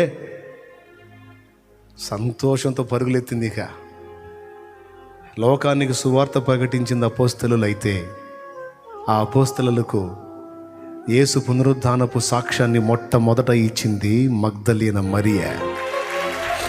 ఒక స్త్రీ. సువార్థికులకే సువార్త, అపోస్తలులకే మ్యాటర్ తీసుకొని అపోస్తలురాలైంది, పంపబడింది.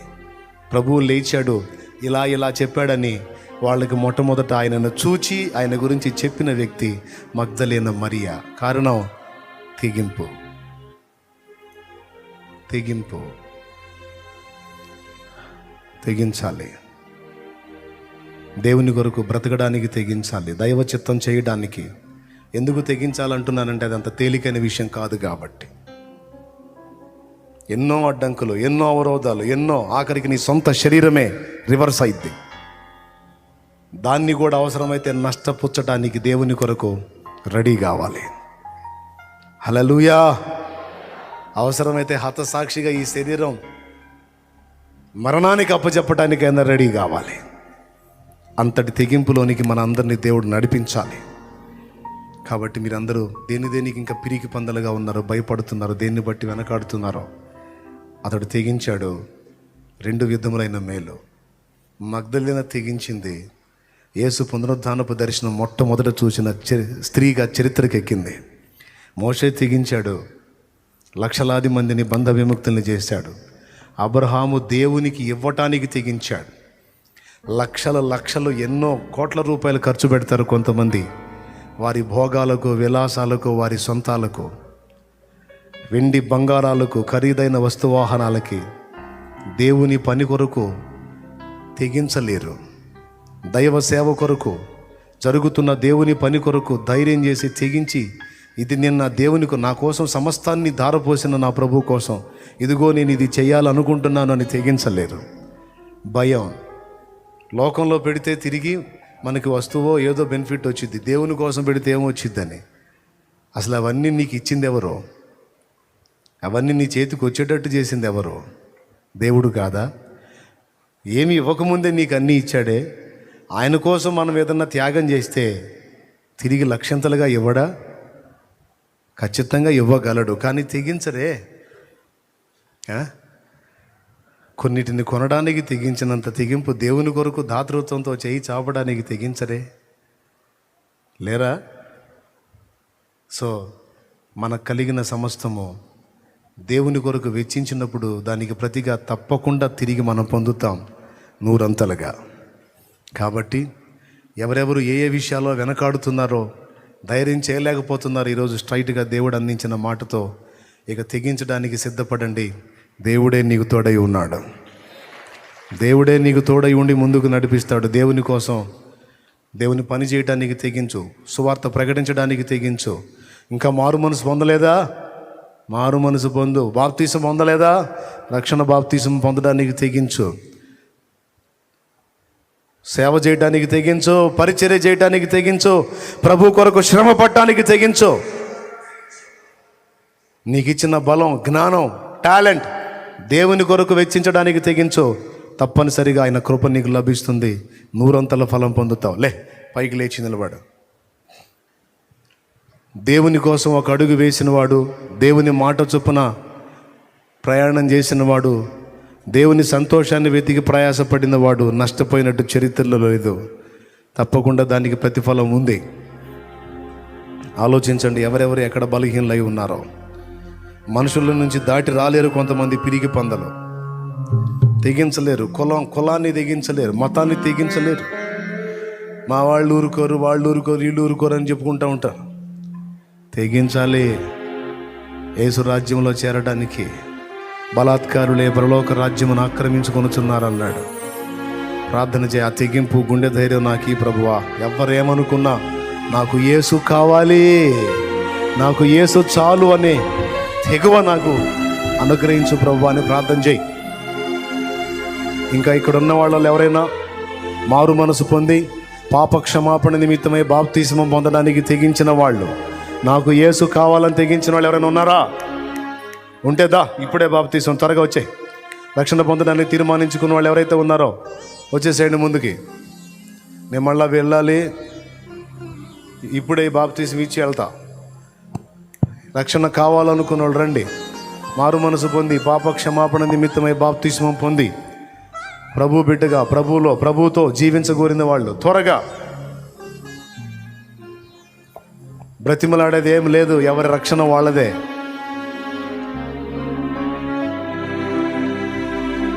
దైవ చిత్తం నెరవేర్చడానికి, దైవ సంకల్పం నెరవేర్చడానికి, దేవుని రాజ్యంలో చేర్చబడడానికి త్వరగా పరిగెత్తు. తెగించి అడుగులు వేయి. నీ రక్షణ నీదే. ఎవరిని చూసో ఎవరి కోసం ఆగితే రేపు నరకం నుంచి నువ్వు కాపాడబడలేవు.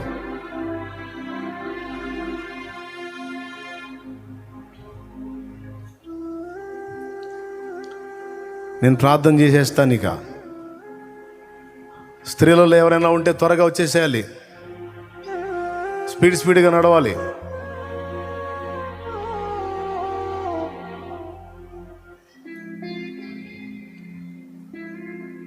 వేకువ కోసం కావలివాడు ఆశతో వేచినట్లు, కలత నిండిన నా హృదయం నీకై చూచుచున్నది. ఈ చరణం అయిపోయేటప్పటికి అందరు గ్యాదర్ అవ్వాలి. వేకువ కోసం కావలివాడు ఆశతో వేచినట్లు, కలత నిండిన నా హృదయం నీకై చూచుచున్నది. నిరాశ ఊబి దిగిరాంది, నీపై ఆశలను నిలిపింది. నిరాశ ఊబి దిగిరాంది, నీపై ఆశలను నిలిపింది.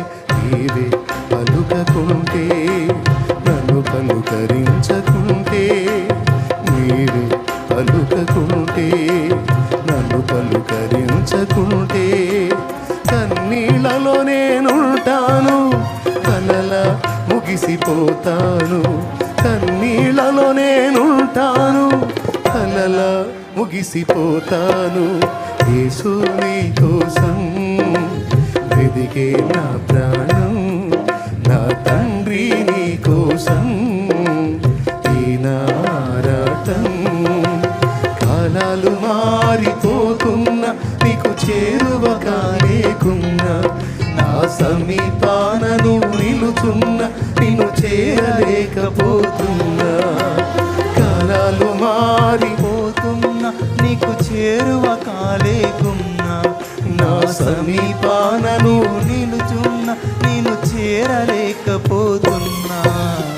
యేసు నీ కోసం వెదికే నా ప్రాణం, నా తండ్రి నీ కోసం ఈనారాటం.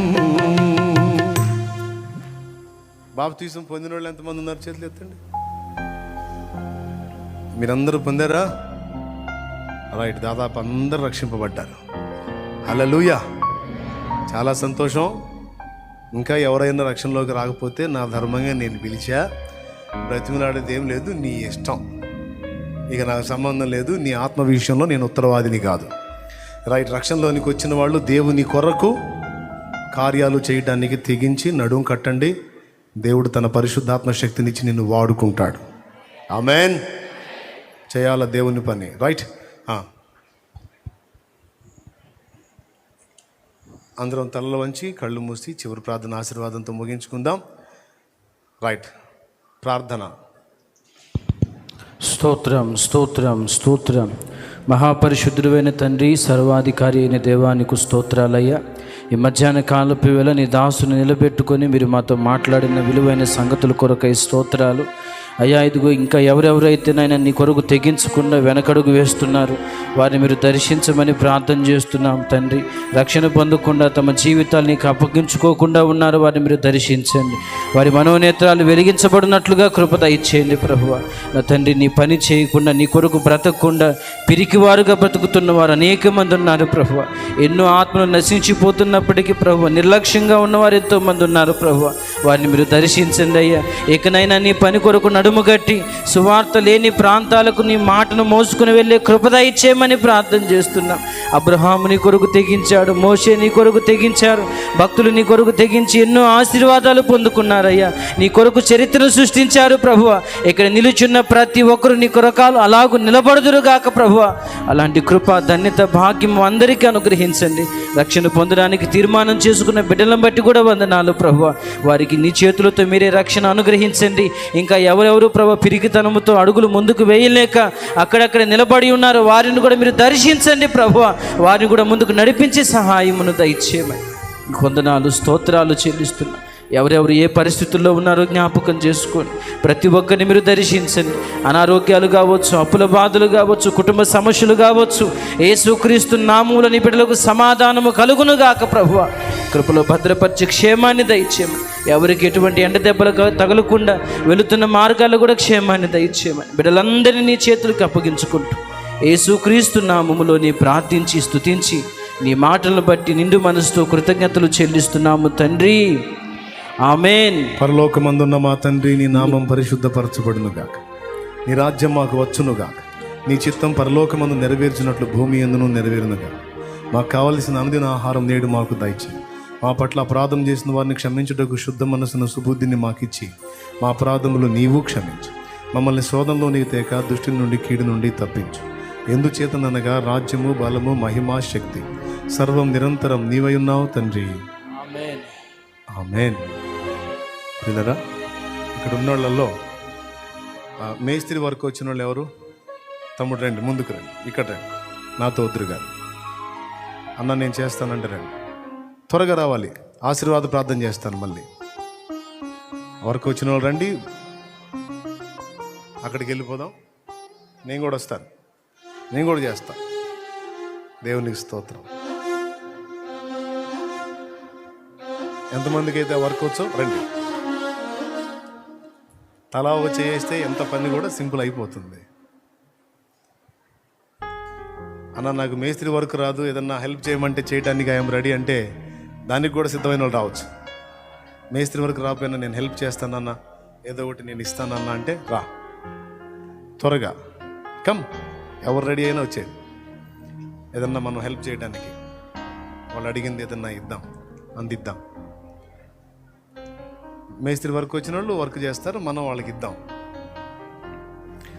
ఈరోజే కాదు, మీకు ఒక మనవి, మీరు ఇక్కడ వచ్చేసి ఉండండి నాన్న, హెల్ప్ చేయొచ్చు, వర్క్ చేయొచ్చు. రేపటి నుంచి మళ్ళీ అక్కడ పాకాలు వేసే పని ఉంది కనుక పాకాలు కట్టడం వచ్చినాళ్ళు కింద ఉండి కట్టెలియొచ్చు, కట్టడం వస్తే తాళ్ళు పెట్టి కట్టచ్చు. పెద్ద పెద్ద పాకాలు వేస్తూ ఉన్నాం కాబట్టి అక్కడ ఆ పరిచర్య ఉంటుంది కనుక రేపు ఆ పరిచర్యకు రాగోరితే ప్రొద్దున్నే వచ్చేసి ఇక్కడ ఉండండి. వెహికల్ వస్తుంది, వెహికల్లో వెళ్ళిపోదాం అక్కడికి, ఆ పాకాలు కట్టే పనిలోకి. రేపటి నుంచి ప్రేయర్ గార్డెన్ అంటే ప్రార్థనా తోటలో పాకాలు వేసే పని ఉంది కాబట్టి మీకు పరిచర్యకి ఇదే ఆహ్వానం. పరిచర్య చేయాలనుకున్న వాళ్ళు రేపు తప్పకుండా రావచ్చు. చక్కగా ఆ పాప ఎవరో చూపిస్తూ ఉన్నారు, ఆ బుడ్డ పిల్లని గమనించండి. వాళ్ళ అమ్మ నాన్న ఎక్కడో తప్పిపోయారంట, వాళ్ళని కొంచెం వెతికి పట్టరండి. దేవునికి స్తోత్రం. ఆశీర్వాద ప్రార్థనతో ముగించుకుందాం. రేపు పరిచర్య ఉంది, ఉదయం 8 గంటలకల్లా వచ్చేయండి. పెందలాటండి, ఈ టైం కల్లా భోజనానికి దిగాలి ఇక, ఎందుకంటే ఎండ ఎక్కువగా ఉంది కనుక. ప్రభు సెలవైతే ఈసారి ఆదివారానికి దేశం చల్లబడును గాక, రాష్ట్రం చల్లబడును గాక. ఇక ఎండ తీవ్రతను దేవుడు బంధించి మరి ప్రశాంతమైన ఆనందకరమైన వాతావరణం యేసు నామములో ప్రభు దయచేయును గాక. మన తండ్రి అయిన దేవుని ప్రేమ, ఆయన ప్రియ కుమారుడు మనందరి ప్రాణ ప్రియుడైన యేసయ్య శాశ్వత నిత్య కృప, పరిశుద్ధాత్మ దేవుని యొక్క అన్యోన్య నిత్య సహాయ సహవాస సమాధానం సమకూడిన మనకు సకల పరిశుద్ధులకు సార్వత్రిక సంఘమంతటికి గొప్ప తెగింపునిచ్చి ధైర్యపరిచి ముందుకు నడిపించును గాక. ఆమేన్. ప్రవేశ రక్తమునకే జయం, ప్రవేశ రక్తమునకే జయం, ప్రవేశ నామమునకు సంపూర్ణ విజయం, అపవాది క్రియలకు అనంత నాశనం. తండ్రి దేవుని కార్యం నిరంతరము జయము కలుగును గాక. హల్లెలూయా, హల్లెలూయా, హల్లెలూయా. మీ అందరి కోసం చేస్తా, కళ్ళు మూయండి. బిడ్డల్ని జ్ఞాపకం చేసుకో ప్రభా. తిరుగు ప్రయాణాల్లో ఎవ్వరికీ ఎండ దెబ్బ తగలకూడదు. పనిచేసేటప్పుడు కానీ, నాయన ప్రయాణాల్లో కానీ, ఇక్కడ పరిచర్య చేసే బిడ్డలకు కానీ, పొయ్యిసేగ ఉండే బిడ్డలకు కానీ ఎవ్వరికి ఎండ దెబ్బ తగలకూడదు. నువ్వు వాగ్దానం చేశావు, పగలు ఎండ దెబ్బ అయినను రాత్రి వెన్నెల దెబ్బ అయినను నీకు తగలనీయకుండా కాపాడుతానని 91లో కీర్తనలో నువ్వు మాట్లాడావు. కాబట్టి నా ప్రభా, మా బిడ్డలకి ఎండ వేడి మీరు తగలకుండా కాపాడు. ఈ ఉష్ణోగ్రతల్ని కంట్రోల్ చేయనాయన, నార్మల్ చేయి ప్రభువా. యేసు నామములో ఈ వాతావరణం మారిపోవునుగాక. బిడ్డల విశ్వాసంతో తెచ్చిన నూనె నీ శక్తితో నింపి అది వినియోగించి ప్రార్థించుట ద్వారా గొప్ప స్వస్థతలు జరిగించు, రోగములు తొలగించు, ఆరోగ్యమును ఆయుష్ను దయచే. పరిచర్యలో సహకరిస్తున్న పరిచారకుల్ని దీవించు. ఆయా ప్రాంతాల్లో దూరాల్లో ఉండి లైవ్ ద్వారా అందుబాటులోకి వచ్చిన వారు ఏ శ్రమలో, సమస్యలో, బాధలో ఉన్నారో వారిని కూడా యేసు నామములో దర్శించు. వారి మనోదుఖాలు తొలగించు. వారు ఏ విషయాల్లో భయస్థులై ఉన్నారో వారికి గుండె ధైర్యం, తెగింపు దయచే ప్రభువా. వారిని కూడా ముట్టి బాగు చేయి, స్వస్థపరచు. వారి కుటుంబాల్లో సమాధానమే, ఇక్కడున్న బిడ్డల కుటుంబాల్లో సమాధానమే. మా అనుబంధాన్ని నీ కృపలో స్థిరపరచు. ఇంకా నీ కొరకు గొప్ప కార్యాలు పూనుకొని సఫలమొకటకు సహాయం వచ్చేయమని, మార్గాలన్నిటా తోడై ఉండి ఎక్కడ ఏ ప్రమాదాలు జరగకుండా క్షేమంగా ఇల్లు జరగడానికి సహాయం వచ్చేయమని యేసు నామమున ప్రార్థించి రక్షణ బాప్తిస్మానికి తీర్మానించుకున్న బిడ్డలందరినీ బట్టి వందనాలు చెల్లిస్తూ వారి ఆత్మలు నిత్య జీవానికి చేర్చినట్లు నీవే సిద్ధపరచమని, నీ చేతులతో నీవే రక్షణ అనుగ్రహించి పరిశుద్ధాత్మను పొందజేయమని యేసు నామమున వేడుచున్నాం తండ్రి. మీ అందరికీ హృదయపూర్వక వందనాలు, దైవాశీస్సులు. ఇప్పుడే పరిగెత్తకుండా కొద్దిగా నిరుపునేదాన్ని కాస్త మంచినీళ్ళు తాగండి, కాస్త ఆకలి అయితే ఒక ముద్ద తినండి. పరిచారకులు కష్టపడి ఆహారం వండారు కాబట్టి తినండి.